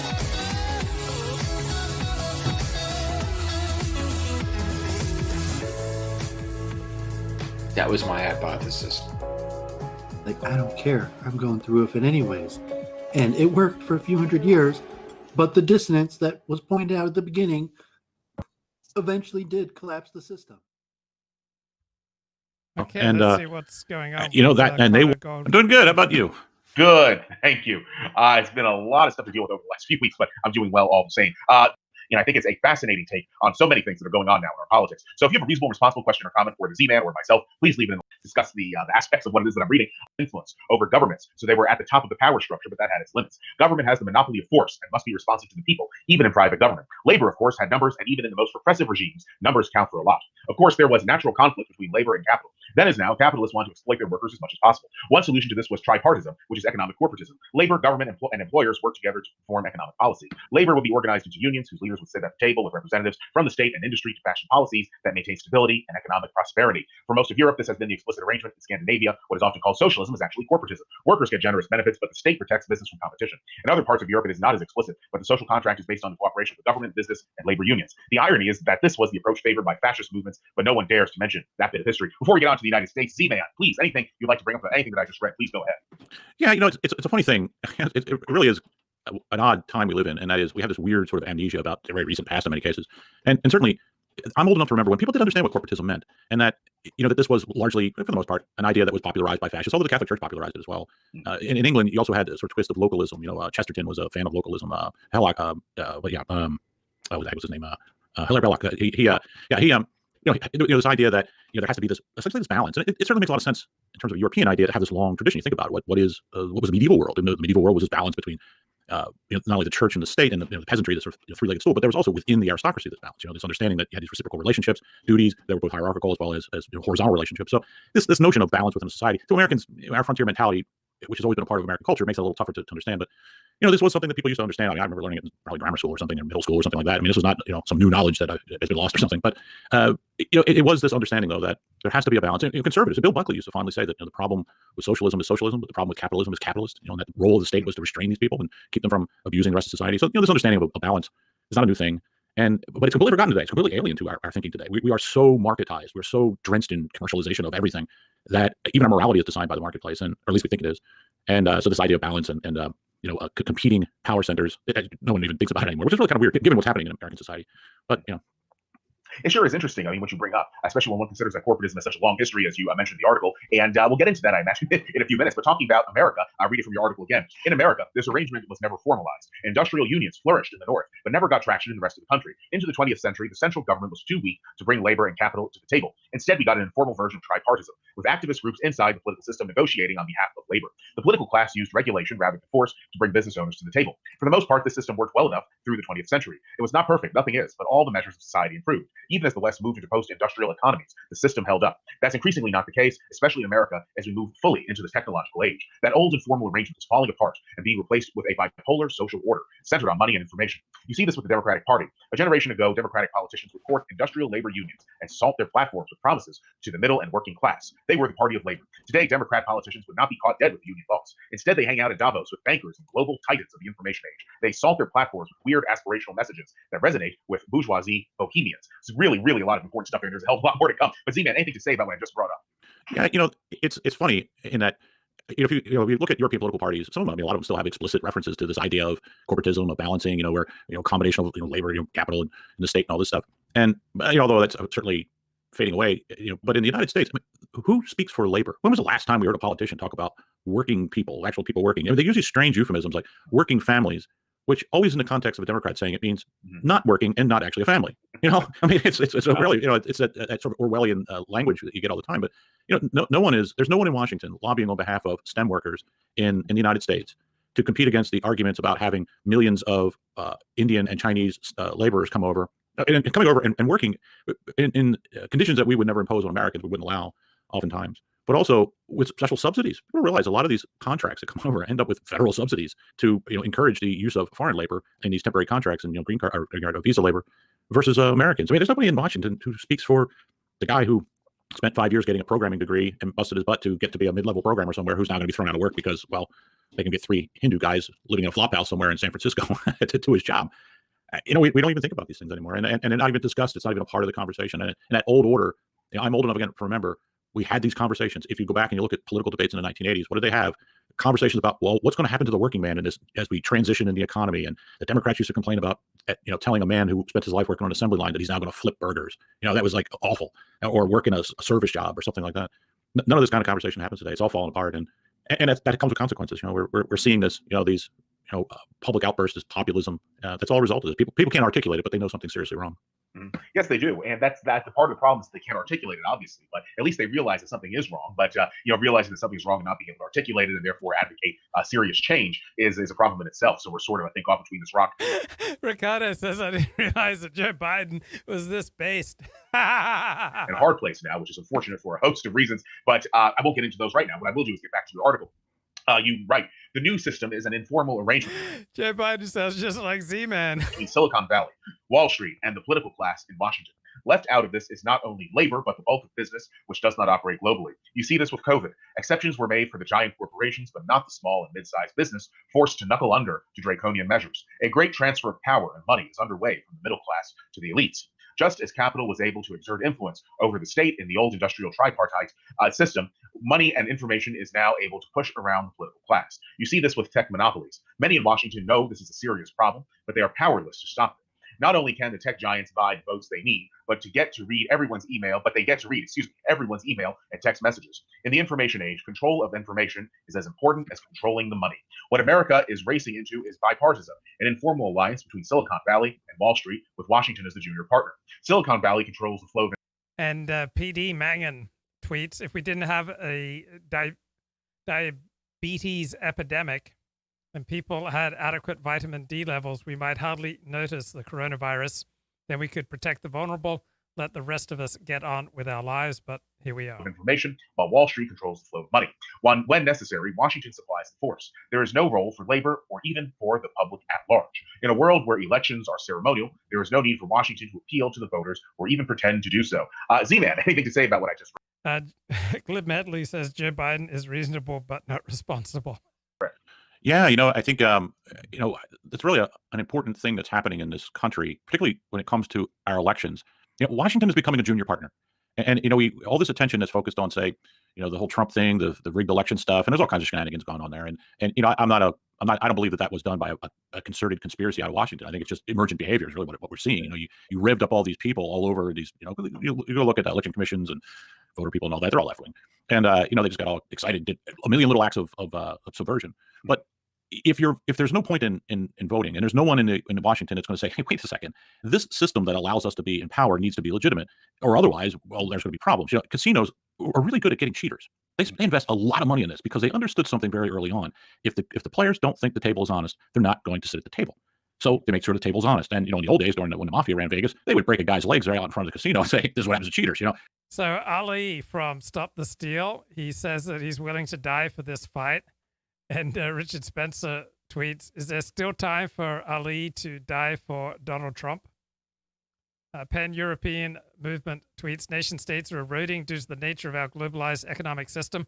Only an overarching political structure, empire, can save them from complete marginalization and irrelevance. European unification is not the cause of the present chaos, but the solution to bring new stability." And Pedro Gonzalez tweets, "Wait until people find out who the Trump administration has been pardoning. Hint, a lot of scumbags." And breaking news, Pornhub has removed most of its videos. And, oh no, on Twitter, there are all these dudes writing F Antifa on their ass and then mooning the world. Literally, Mark Brahman, literally the gayest cell phone on the planet. Mooning is presenting yourself as a bottom to a supposed opponent. The language here, F Antifa, makes the sodomy suggestion even more explicit. What a mess these MAGA tards are. Great news! Millions of real Americans are switching from Fox News to Newsmax because Newsmax tells them the truth, that Donald Trump could still win this election. And because of our recent success, we're launching Sportsmax. Sportsmax is a network for real Jets fans, giving you the truth about America's favorite football team. Now, a lot of mainstream sports networks like ESPN are saying that the Jets have not won a single game this year, that they're 0-12. which is very interesting because the truth is the Jets have already won 11 games this season. Sure. Yeah, take us through that. Yeah, no problem. My pleasure. Now, the experts tell you that the Jets lost to the Bills 18-10 back in October. Sounds like a done deal, right? No, and not so fast. Let's take a closer look at the numbers. If we dig in here, we'll see that after the first quarter, the Jets were winning the game 3-0. But then something very suspicious happens, right? Okay, the Bills start getting all these points out of God knows where. Either the Jets won 3-0 or this whole game was rigged. Finally, a network that understands that real fans don't give up on their team, no matter what. Sportsmax gives you inside analysis from Jetsperts, DeLuca, and Del Vecchio. Now, it's being reported that on November 29th, the Jets lost to the Dolphins 20-3. Lost? Says who? Well, I mean, that's how they scored it. Oh, who did it? Who did the score? The NFL. Oh, the NFL! Oh, okay. Listen, I have in my hand right here sworn affidavits from 500 Jets fans who swear they witnessed the Jets win. But let me tell you something. There's 8 million Jets fans out there. 8 million! They have nothing to gain by lying about this. So wait, hold on. You're gonna tell me 8 million hard-working fans that the Jets didn't actually beat the Dolphins 90-0? I would never do that. Yeah, because you're smart. Hey, you gonna eat this? No, you can have that one. All right, let's look at this logically, okay? Okay. Only a really bad team would only score 3 points in a football game. And the Jets are the greatest team ever. So something's not adding up here. You see, the whole house of cards collapses. Long story short, the Jets are going to the Super Bowl. That's a promise. Place your bets now, people. Sportsmax does football your way. All our rebroadcast games are guaranteed to end in a Jets win. And players on our network never kneel for the national anthem. We've made sure of that. And on game day, be sure to check in with our team at WeatherMax. Guys, the weather couldn't be better here at MetLife Stadium. Sunny and 68. A beautiful day for some Jets football. And tune in this Sunday for our Sportsmax special crossover event, the New York Knicks, 100 years of nothing but greatness, with self-appointed Knicks historians Rico and Chicky Sticks. Now, a lot of people say Michael Jordan is the greatest of all time, or maybe LeBron James. But if you look at a random sample, say of the 4 days in 2012, it's clearly Jeremy Lin. That's right. He's the greatest of all time. It's why he's the new face of Space Jam by Smuckers. The Linsanity never stops. Sportsmax. This is gonna work. Okay, that's pretty good. Richard Hanina tweets, "It's incredible how there's been a revolution the last few years on things like race and gender identity, while right-wing base still seems energized by the war on Christmas, which seems like they sort of won. The truly revolutionary stuff they accommodate." Let's reach out to our neighbors. Let's start this hashtag Keep Christmas. Every time you see somebody caroling, video it. Hashtag Keep Christmas. If you're putting up your nativity, if you're putting up your Christmas tree, if you see some beautiful lights, take pictures, take video. Let's flood the darkness of social media with the light, and by God, let's keep Christmas. DSA Ubermensch tweets, "There will be no civil war. There will be no secession. COVID is real. Vaccines won't cure you or make you autistic. All those conservative narratives are distractions." Lauren Southern tweets, "We need more conservative artists." Mark Brahman, "The problem is that conservatives don't create. They don't even conserve.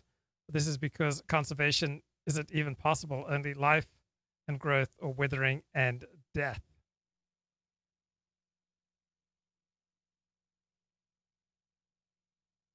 All right. This is Z-Man talking to Joseph Kahn. Now, they don't do that now, but if they're in jail, you get a lot of trouble. Well, Washington needs to do the same thing. You know, the vote is the currency of democracy, and they don't protect it because they don't need to anymore. Because, I mean, look at what's going on here. This guy, Purdue in Georgia, for example, he's fighting for his life as a senator. Well, not really. See, if he loses his office, he's going to fall into a 7-figure gig anyway. So that's not a bad life. And he can stop pretending to actually like living in Georgia, which he hates, and go live in Washington. So it's not the worst thing that happened to him. But while he's out there begging for votes, he's privately telling Silicon Valley and Wall Street, don't you worry, I've got your back. I'm going to vote for open borders. I'm going to vote for all the financial measures you guys want, because there's all kinds of stuff that they slowly work into the system to benefit the bankers. He's not even really trying to make an appeal to voters. It's the weirdest thing. It's a purely partisan play that the dingbat woman, what's her name, Loafer or something? Yeah. I mean, there's a good example. This one's an airhead. I mean, how in the world is she a senator? I mean, that's supposed to be an august position. But again, it doesn't matter. Who cares? These people just do not care. They grow them like shark's teeth because when Washington Street needs a new senator to get their 51 votes, well, they either buy one of the existing models or they find one new one out there in the hinterlands and replace one that's worn out with a new one. I mean, we're not a part of our own political system anymore because of the tech giants, and Wall Street have essentially become the regulatory bodies of the state or of the country. And they're not answerable to anybody. You can't. There's nothing you can do about these guys. I mean, you can't go to court and say, "Hey, MasterCard, you can't shut off this company because you don't like them." The courts will say, "Well, it's private business; they do what they want." So MasterCard can put you out of business if they don't like your attitude, which they've done. They're doing that now. So I mean, we're no longer we're falling into private rule, but we still have the trappings of public rule, which is a place that I can't find a historical analogy to. But here we are. I suppose, as the old saying goes, only in America. But I think the trend is also playing itself out in other places too. Yeah, I mean. One of the things it's funny, when you travel in Europe, one of the things you notice is that Europe cares only about America. They don't care about themselves. I've really started to understand completely why they will allow unlimited immigration, because their entire sense of self-worth at this point has become this relationship they have with America. And, so all the bad habits we have eventually become their bad habits too. Sometimes worse habits, actually. I mean, look at in Britain, their fear of being called racist means that you've got these gangs running around raping people. Think about how insane this is, And, I'm sure similar things. I mean, in France, outside of Paris, a lot of the cities have large swaths that are no longer really under the rule of the government. They're just official no-go zones. You just don't go there. So, they're getting all the same things happen. That's what happens, in the provinces. And that's why I jokingly call Europe the provinces, because, it's the American empire. I mean, we're the new Athens. And, those guys are just, there's those weird little city states that are like, Asia Minor and stuff. If you go and tour those areas, you can find some ruins, that's what Germany is now. Mm-hmm. Yeah, I think it's interesting. I don't know that I doubt the American empire will be able to last. I think it's in its decline phase. But certainly, it is an empire of the United States, and it's been the world's dominant empire. But now the other empire, the one of the dragon, is rising up to supplant American hegemony, which will be a very interesting phenomenon. And of course, it's doing so not through military conflict, but through subversion of American private entities, including especially Wall Street and Silicon Valley. So this is fascinating to watch how the American empire is quite literally being eaten alive from within. Yeah, I mean, it's when you believe in nothing, you'll fall for anything. That's the old expression. And that somewhere in the middle of the last century, the idea that the economy was a tool, that our politics are a tool, that these things are downstream from our institutions and our culture, and that they have to be, controlled by them. That economics is a tool and culture is the hand that wields the tool. That fell away, and it's just stuff now. That's all that matters. Everything is subjected to the marketplace. I start to sound like a Bolshevik sometimes when I get in talk about these things, but there's some things that are not up for 50% plus one. A baby killing is not something. I don't care what percentage of people believe that baby killing is a good idea. Okay, what's coming up on Millenniyule 2020? We get this report from Trad News. That magical time of the year once more, the Millenniyules, when Millenial Woes finally makes some new content after staring at his basement ceiling all year, repeating his mantra, "No, I am not a sex pest." All those months of unspoken pent-up words are set to burst forth in 50 live stream extravaganza.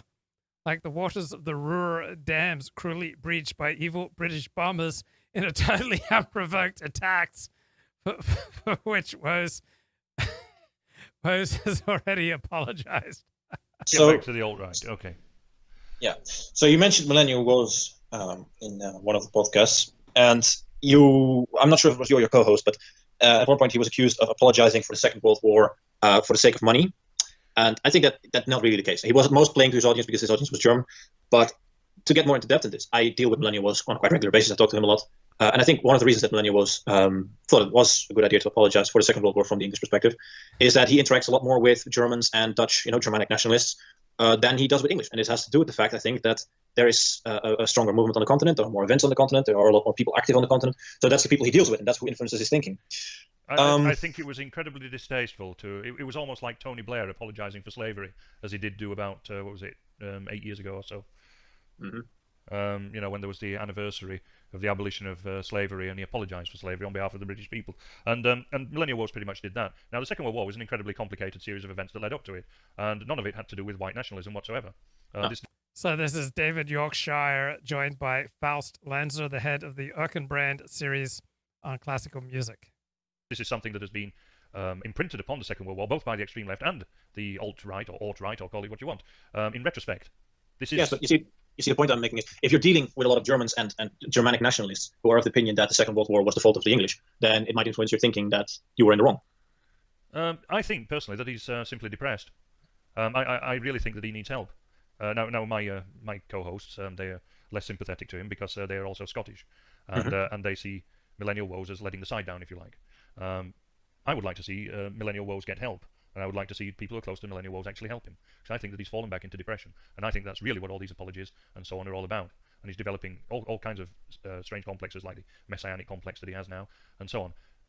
The guy needs help. I can't speak to if that influenced his thinking in apologizing for the war. I think that he is depressed. I don't think he's ever gotten out of depression. He's made no secret that he fell into depression somewhere in his 20s, and it took him years to come out of it. I don't think he's ever recovered from it, really. So yes, he probably is depressed. That's, well, I don't really know what to do about that. But in any case, how can he possibly, he talks about the Germans as though he understands them. He doesn't even speak the language. So, I've actually studied, lived and worked over there. So he's making assumptions, huge assumptions, without any real experience.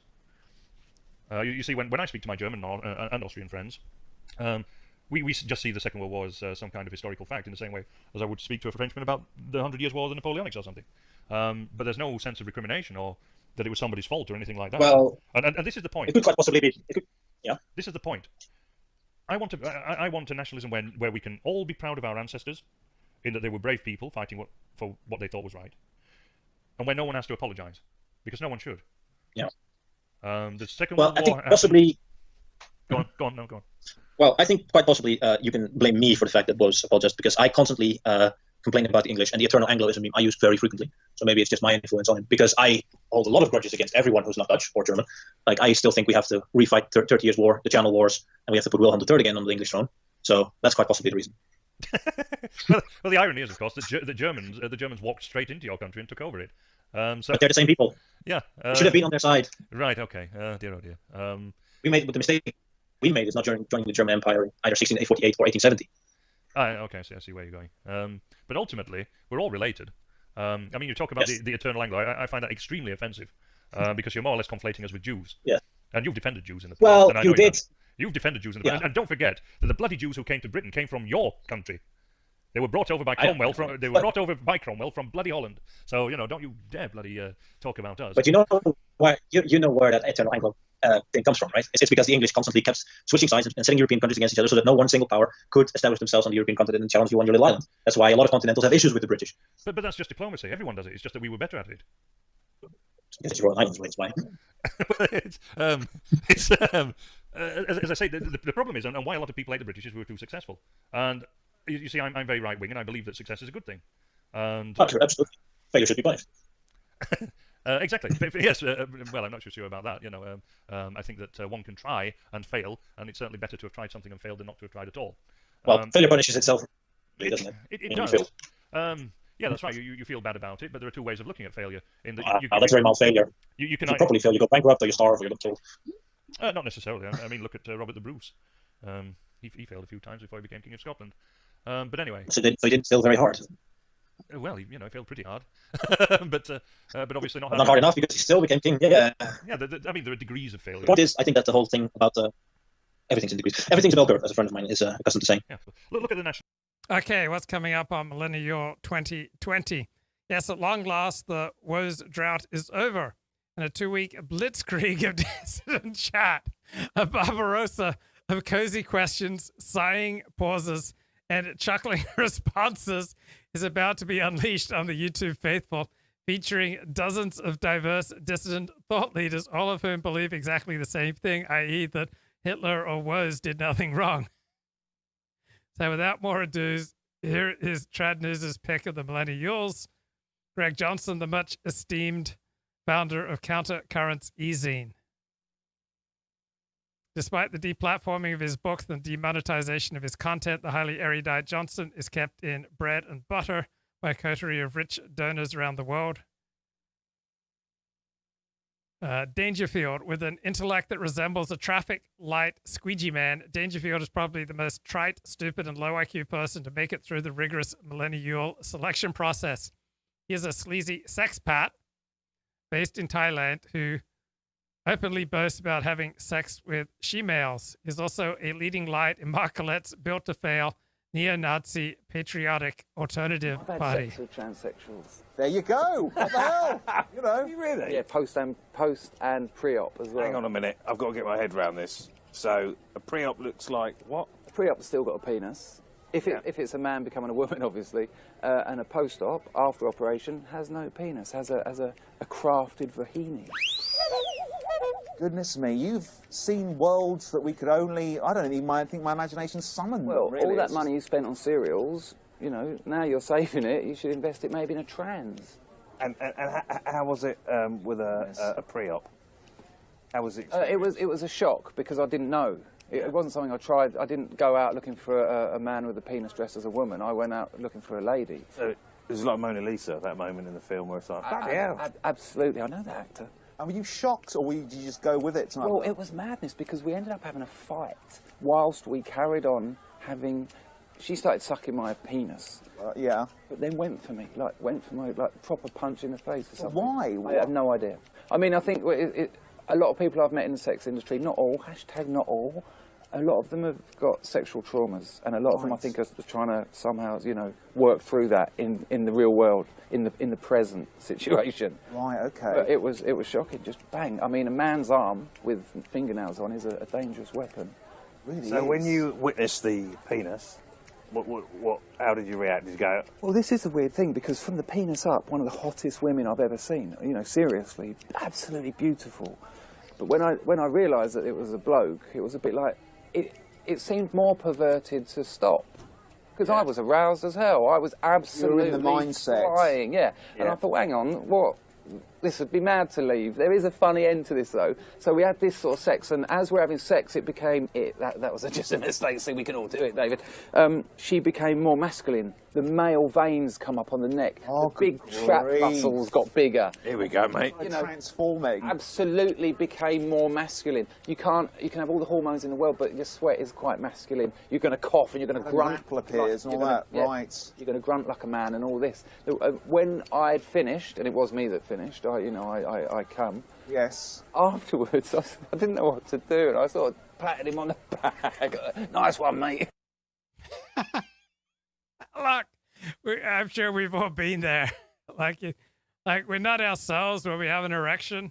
Like a stiff cock has no conscience. So, like, who are we to judge Dangerfield?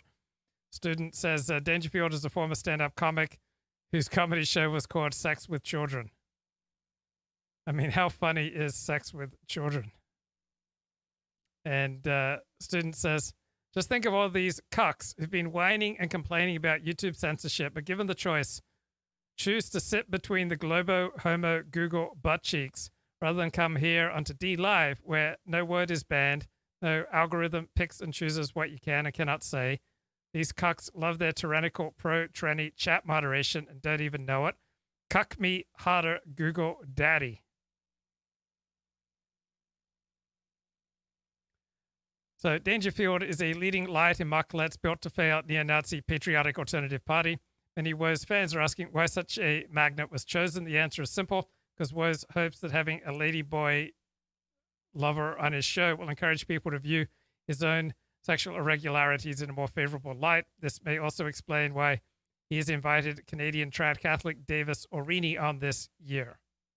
E. Michael Jones, the elderly and cadaverous-looking intellectual, not nice.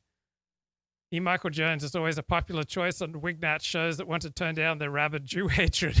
This is because the former Catholic academic only hates Jews in a weird spiritual sense.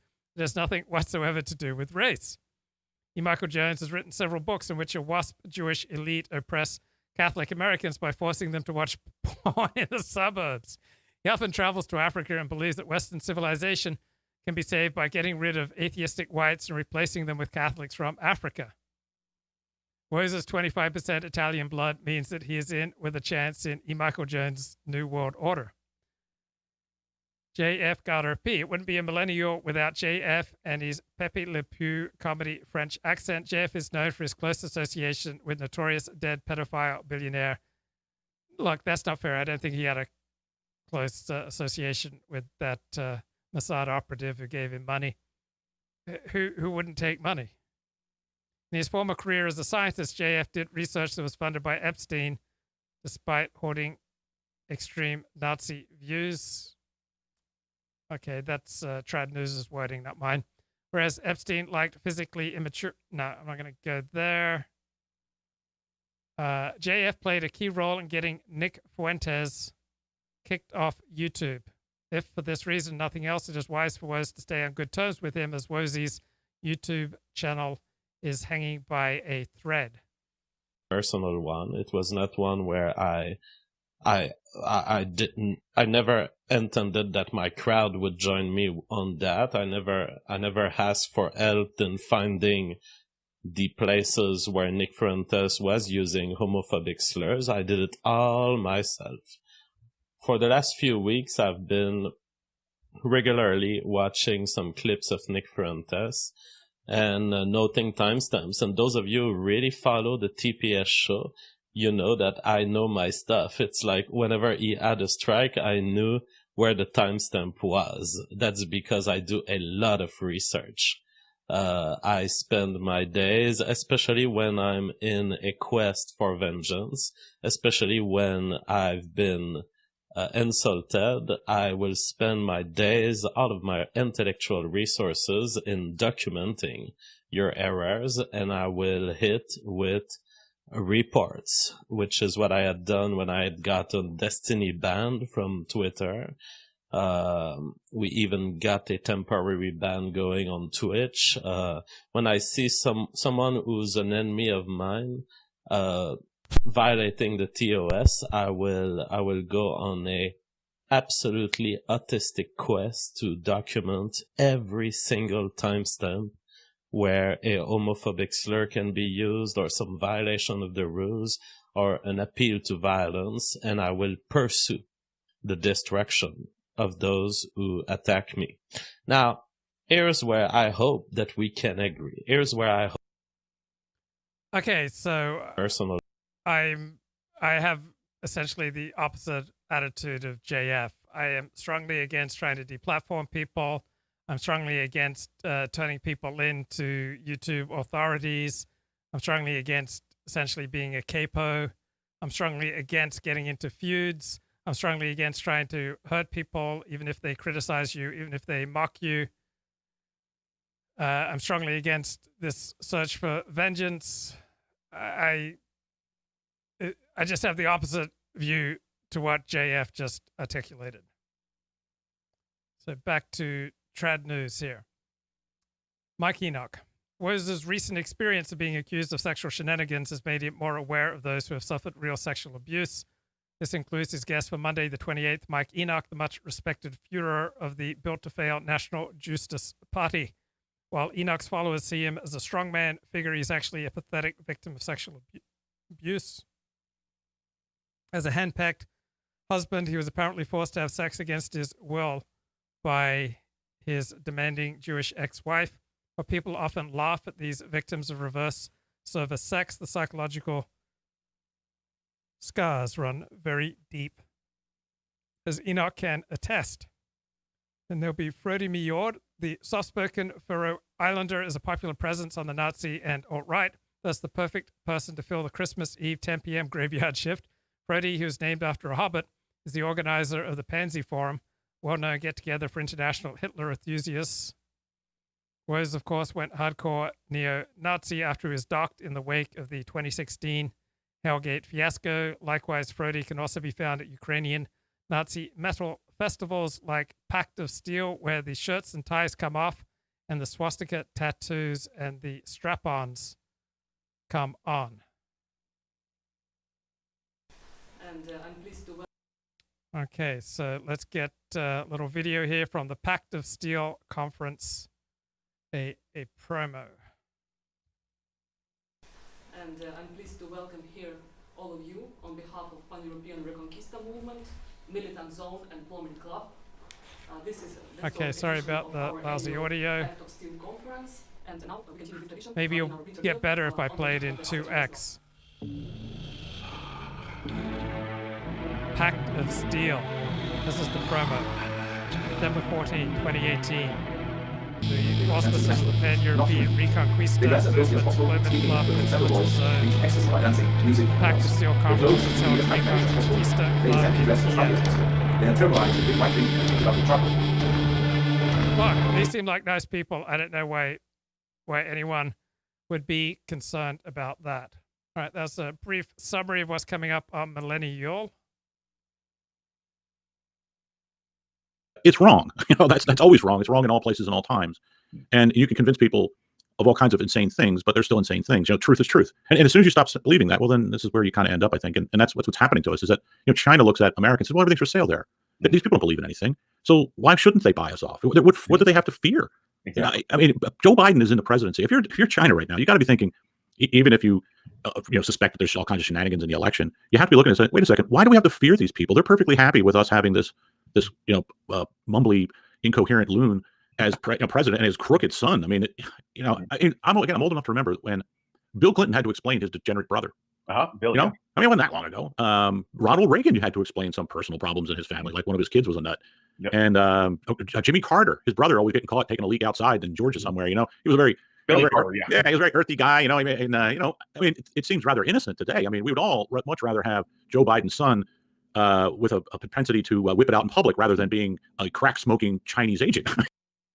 Okay, and question in the chat over on DLive, where you can enjoy censorship-free chat. What is the beef between JF and Nick? And student says, Jeffrey Epstein threw money at loads of biological research avenues. They say he believed a breakthrough in longevity was possible. I don't think there was anything wrong with JF taking money from Jeffrey Epstein, like well before Epstein became infamous. So, I mean, it's funny. It's darkly funny, but I don't see any moral transgression there. I laugh, but I mean, this is insane what's happening. I mean, and you really have to wonder what's going to happen in a real crisis. This crisis with the COVID stuff, which is pretty small potatoes when it comes to a crisis, they failed completely. What's going to happen when something really serious happens? And you compound it, you couple it with the fact that there's a declining trust. I mean, I don't believe anything that's in the media. My assumption is everything that's in the media is a lie of some sort. I don't know how it is a lie, but it just is. And the same with politicians. So I think what this sort of decline that we're in. We started a long time ago. Look, it's the oldest story in the world, isn't it? The champ finally gets to he knocks out the champion. He becomes a champion. What does he do? He goes partying. He gets a pot belly. He starts to decline. And I think that's probably what happened to America after the middle of the last century. We had no more worlds to conquer. I agree entirely. I just looked it up. It was Roger Clinton, Bill's brother. Billy was Jimmy Carter's brother. He had his own beer, Billy beer. Yeah.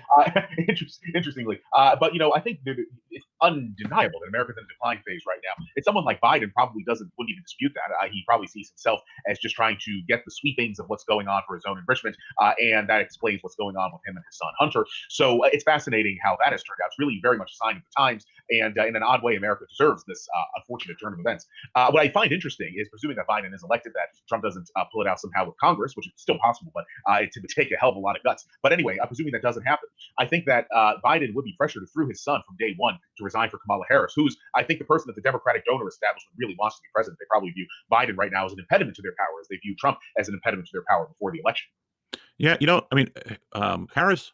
See, this is something that's funny because I do a lot of work in the STEM world. It's something that people in the STEM world notice this, and that is the number of South Asians in this country. It's the fastest growing minority group. It's like 6 or 7 million, something like that. They have the highest per household income, highest of any ethnic group. And when you're muscling Jews out of the diamond business and out of the gold business, you're playing ethnic politics hardball. You're good at it. And these guys are, they put Kamala Harris on Biden's ticket. I mean, this woman couldn't draw flies in the primaries. I mean, and even people who like her say she's obnoxious. So how in the world did she get in? Well, I know exactly how she got on there. The enormous amount of money that came out of the C-suites in Silicon Valley. That's and it's all guys with their names look like eye charts. And that, and they want it, and their personal, the ethnic pride, national pride. They want that. And you think about this: we have one guy on the ticket, the president, who's completely mobbed up by the Chinese Communist Party. The other one is nothing but a cat's ball for this emerging sort of South Asian ruling elite. And we're hearing in Washington this fight. Basically, there's two camps queuing up as to one wants to shift a lot of economic activity, that's quote unquote American economic activity, out of China into India. And of course, there's another camp that says no. Okay, come on, guys. Who's going to the next Pact of Steel conference? I mean, some of you claim, I'm going to too many WWII conferences to attend. I can't make it to Pact of Steel. But come on, Western civilization is at risk. Pact of Steel, guys. Oh, China's great. We love China. So you have this battle going on. Nowhere in this conversation is what's good for us. What's good for Americans or America, and because nobody cares. Not a single person cares in Washington. And the amount of money that's flowing in from China, from India, not just through businesses in the United States, but just direct cash that comes in. People forget that back in the 1990s, there was a guy named Charlie Tree who was a bagman, and he raised money for the Democratic Party. He was connected with the Clintons. He's still in China hiding from U.S. because there's a warrants out for his arrest. He still hides in China. And you would think by now. So Ashy is sending me a lot of links to Caleb Malpin. So I love Ashy. He's my producer. He's provided invaluable service to this show. I just can't find myself the least bit interested in anything that Caleb Malpin says. Am I missing one of the leading intellectual lights of our time? All these trade deals and all that. So, hey, by the way, can you send Charlie Tree back? Because nobody wants him back. Because if he came back and started talking, it would be hugely embarrassing to Washington. Chinese money's been pouring in. They started pouring into the Democratic Party in the 1990s. It's in both parties now, throughout the political class. I mean, it's even dwarfing Saudi money, Israeli money.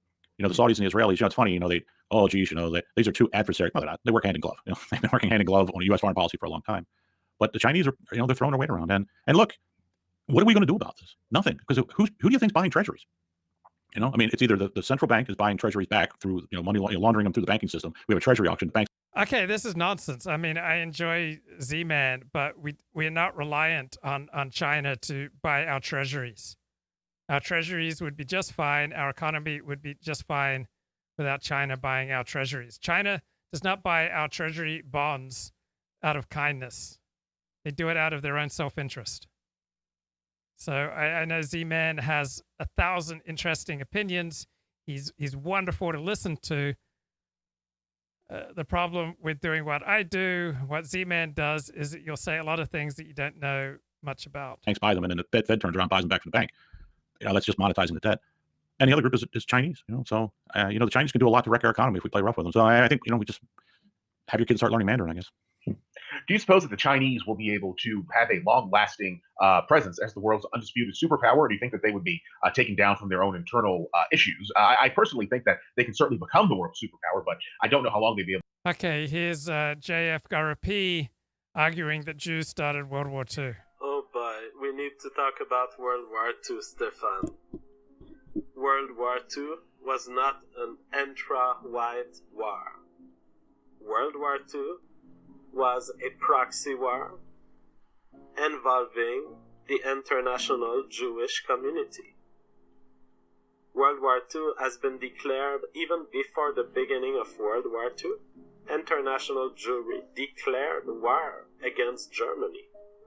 World War II has occurred because of the desire of Germany to form a society for itself, for its own people. And Jews declared the war. They said, we don't want that. We want you live alone. And so this is very well documented. You can Google it. Those are facts. Those are not conspiracy theories. Just Google. International Jewry declares war on Germany. And so don't tell me about World War II as being something that whites have done, independent of the Jews. The Jews were extremely involved in the questions surrounding World War II.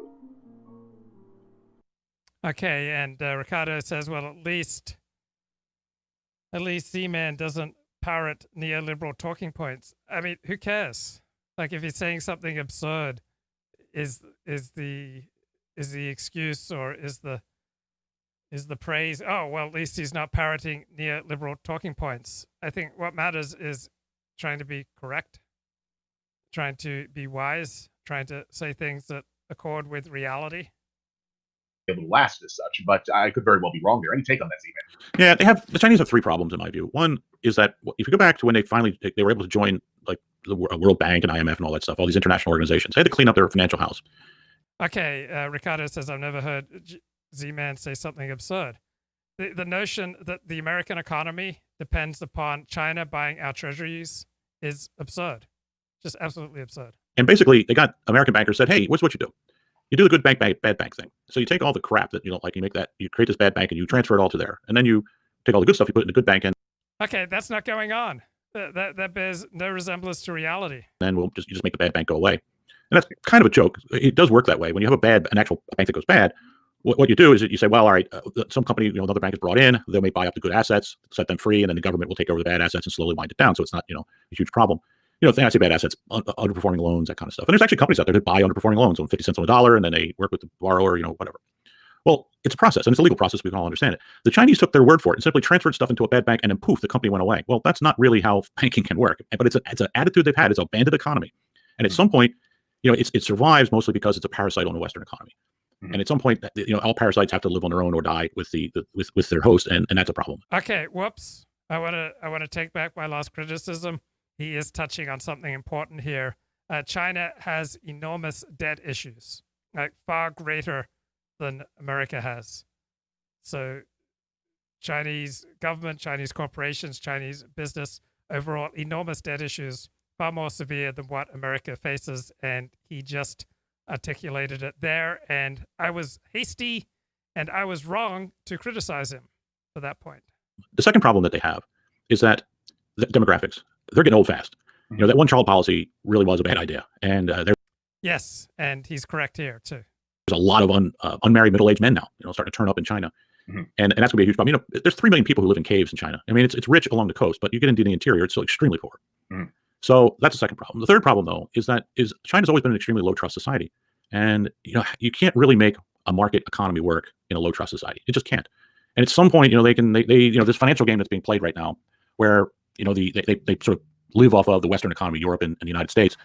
They can't get away with this forever. At some point, they're actually going to have to be their own economy that's successful and serves their own people and has domestic demand and all the other things. And there doesn't seem to be any signs of it happening, So I think they're going to be strong and they'll be the regional hegemon. But at some point, their own problems are going to become a big problem for them. The iron rice bowl is a universal throughout time in China. And, that's not a problem that we have. We actually have some chance of reforming ourselves. We can bounce back. I mean, and that is the lesson of Athens. That's why I keep bringing it up. The Athenians were beaten in the Peloponnesian War. They had the walls tore down, and about 20 years later, less than a generation, Athens was doing really good again. So, there's something about a spirit of a people that will, persevere even through their own mistakes. I think a good question here. Okay, so I'm not quite sure about that last point. So, the Golden Greece age ended with the Peloponnesian War. There's a terrific summary of this on National Geographic. So it's one of the wars that I've started studying. Peloponnesian War was a war fought in ancient Greece between Athens and Sparta, 2 most powerful city-states in ancient Greece at the time, 431 to 405 BCE. The war shifted power from Athens to Sparta, making Sparta the most powerful city-state in the region. The war featured 2 periods of combat separated by a 6-year truce. I'm not sure it shifted power. The whole thinking behind the notion of Thucydides' trap is that Sparta was regarded as the most powerful nation at the time, but Athens was rising rapidly and was on a path to eclipse Sparta. And so as the trajectory of relative power balance between Athens and Sparta that provoked that war, and according to some thinking might provoke United States versus China, because some people have the delusional idea that China is on a trajectory to overcome the United States as the world's most powerful nation. Athens and Sparta had previously quarreled in the decades prior to the war. One of Sparta's allies, Corinth, had directly engaged the Athenian army. As a Spartan ally, Corinth resumed hostilities toward Athens when Athens threatened Corinth's interests in the region surrounding Corcyra. This drew Sparta into the conflict. The Spartan army began by raiding lands within an Athenian allied territory, particularly a region named Athens called Attica. The Athenians had built walls stretching from their seaport to the city of Athens. The walls helped to protect Athens from direct assault, and its leader Pericles urged Athens not to engage in direct land battles with the Spartans. Said the Athenians used their navy to deliver troops into the Spartan territory to conduct raids on settlements. After years of open warfare, Sparta offered peace and Athens accepted. The treaty was made official with the signing of the Peace of Nicias. The treaty stated that Athens and Sparta would defend each other for the next 50 years. However, the treaty only lasted 6. Hostilities resumed between Athens and Sparta with an assault launched by the Athenians at Sicily. Sparta decided to retaliate. Learning from its past experiences with the Athenian navy, Sparta established a fleet of warships. It would be another decade of warfare before the Spartan general Lysander defeated the Athenian fleet. This defeat led to Athenian surrender, the Peloponnesian War was concluded. Simultaneous to the end of this conflict came the end of the golden age of ancient Greece, and approximately the same time we had the rise of Rome. Here before we move along and finish off your article, then we'll get to the live chat, is about who are we as Americans. Certainly, I think there are people who believe in the traditional American vision that can, as you said, regenerate. But does that include a critical mass of those in the country right now? I don't think so, especially among younger people in certain high population states, New York, California, Illinois, so on and so forth. I mean, from Massachusetts and Maryland, if you really want to get into it. So I think that there is there's something unique going on where there is a break from the traditional American story and traditional American peoplehood, if you will. And now you see something that there really isn't the prospect of rebirth for, because it was never born at all as something that it would regenerate into. Anything to say about that before we move along, Z-Man? Yeah, I mean, our demographic problems are very, very serious. But at some point, though, it's funny, because of where I live, I see very liberal people who experience diversity on a regular basis. They know vibrancy, as well as you can know it, and they're extremely intolerant of it. They're subtle about it, of course, because you have to be. But at some point, if you don't have to be, they're not going to be subtle. Charles Murray talked about this, that there's going to be at some point when the demographics get, probably when, over the next decade or two, where the elites start to realize that this is encroaching on them, when their children are mugged, by the reality of diversity. I think that we may actually start to see the pendulum swing the other way, and it become fashionable to be a bit xenophobic, and maybe even a bit racist, really. I mean, what we call racist today, but it's really not racist. But, because this kind of culture we have with regarding diversity is completely unnatural. It's completely at odds with people. I'm actually doing some reading on this subject, and it really is just a weird blip in history. People have always understood the great diversity of man, appreciated it, but also respected the fact that. So, give context on Z-Man. I think he provides more interesting ideas than almost any other blogger. Z-Man, on your Luke Ford show, a young man said, Z-Man, you say do nothing. You did say what you want to do. That is our problem, is what we do that won't be destructive. I think we're all out of ideas. That's K-Max McDonald throwing down a $10 super chat to Joseph Cotto. Good fences make good neighbors. And I think, we're going to learn this the hard way. It's going to be an ugly period. And I mean, the back nine of my life is going to be almost Hobbesian, really ugly and nasty. Okay, so something that I think is an overreaction, or all these people I know say, okay, I'm done with politics now. So it makes sense. Like, if you're a Dallas Cowboys fan, you don't want to watch replays of the Dallas Cowboys losing a game. But if you are a Dallas Cowboys fan, then you may very well want to watch replays of the Cowboys winning. Now, if you're on the right, it makes sense to say reduce your interest in politics, in that part of your interest previously might have been that it was so entertaining or so exhilarating or so hope-inspiring that Donald Trump made this surprise victory in 2016. But I think it's an overreaction to say, oh, I'm just going to become totally apolitical. So you may not be interested in politics. Politics is interested in you. Now, is politics essential? Should politics be your number one priority in life? Definitely for most people, no. But how about a middle road here? How about a mild interest in politics? Perhaps even a moderate interest in politics. So for most people, making politics a central concern of their lives is a mistake.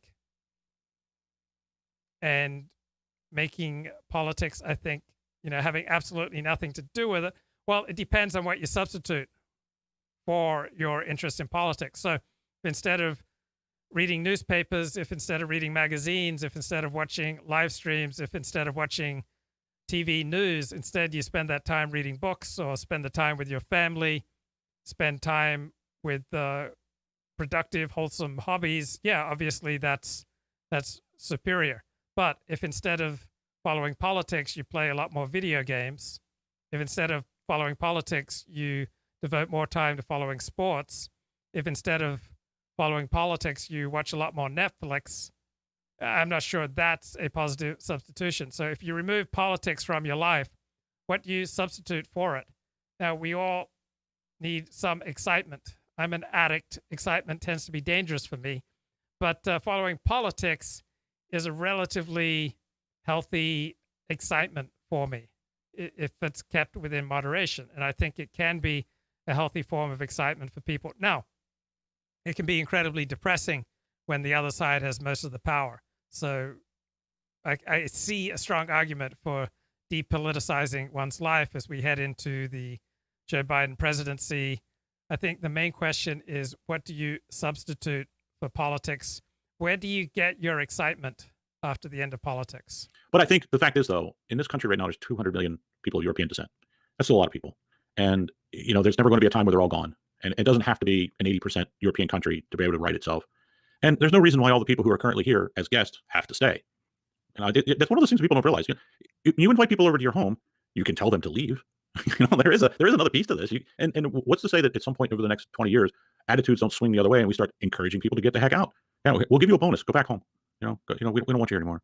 Sounds crazy, but there is an issue, I think, even though among one might say old stock Americans or just ones of European background, that there is a break from the past all the same. There's especially among Zoomers, and millennials have a different story, but I guess I'll just talk about Zoomers now. They reinvent themselves every 5 minutes. It's a unique trait of their generation. So such a people, I don't know if they're capable of reforging a nationhood of their forefathers, because I don't know if they have a strong enough identity that something can be reforged on to begin with. And then if you look at a lot of millennials, they just hate themselves. Okay, there's some great chat going on in the DLive channel. The superior chat is happening on DLive right now.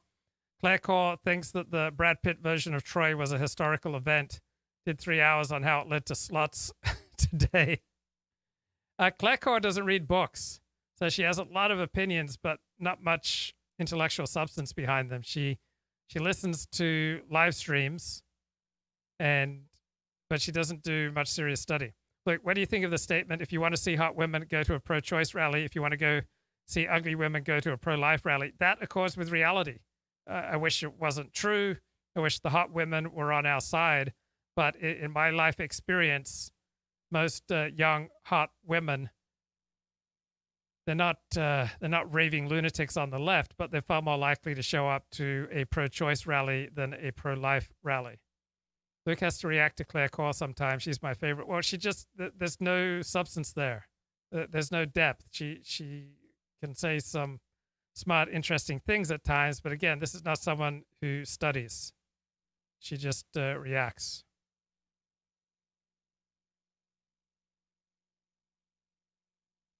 And their background, so I think they would not.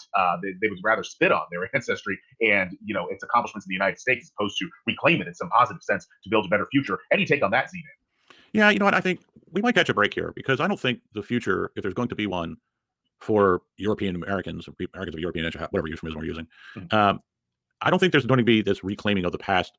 First of all, wouldn't be possible. Second, it probably won't be necessary. The Europeans are stuck living in a museum.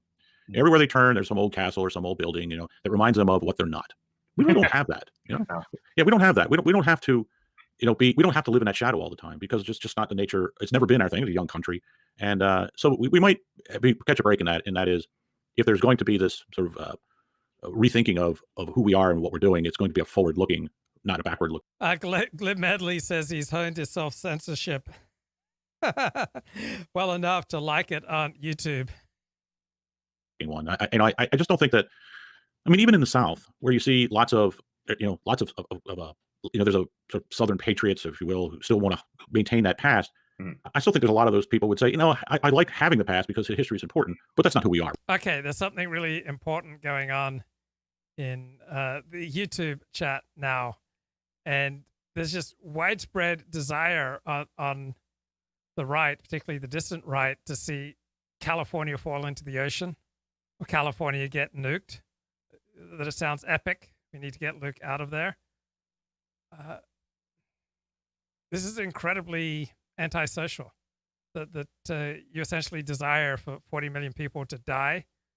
I understand that much of the time this is just done for humor, but there's just genuine hatred for California out there that I think is pointless, and it's not that California is going to suffer from your hatred, right? I am not hurt. California is not hurt by your hatred, but you are hurt, right? That the California hatred is so potent with you, that the hatred of California lives loudly within you. That's not a symptom of a life that works. Like, why just be filled with rage? This envy, this thoughtless rage against people who are different than you.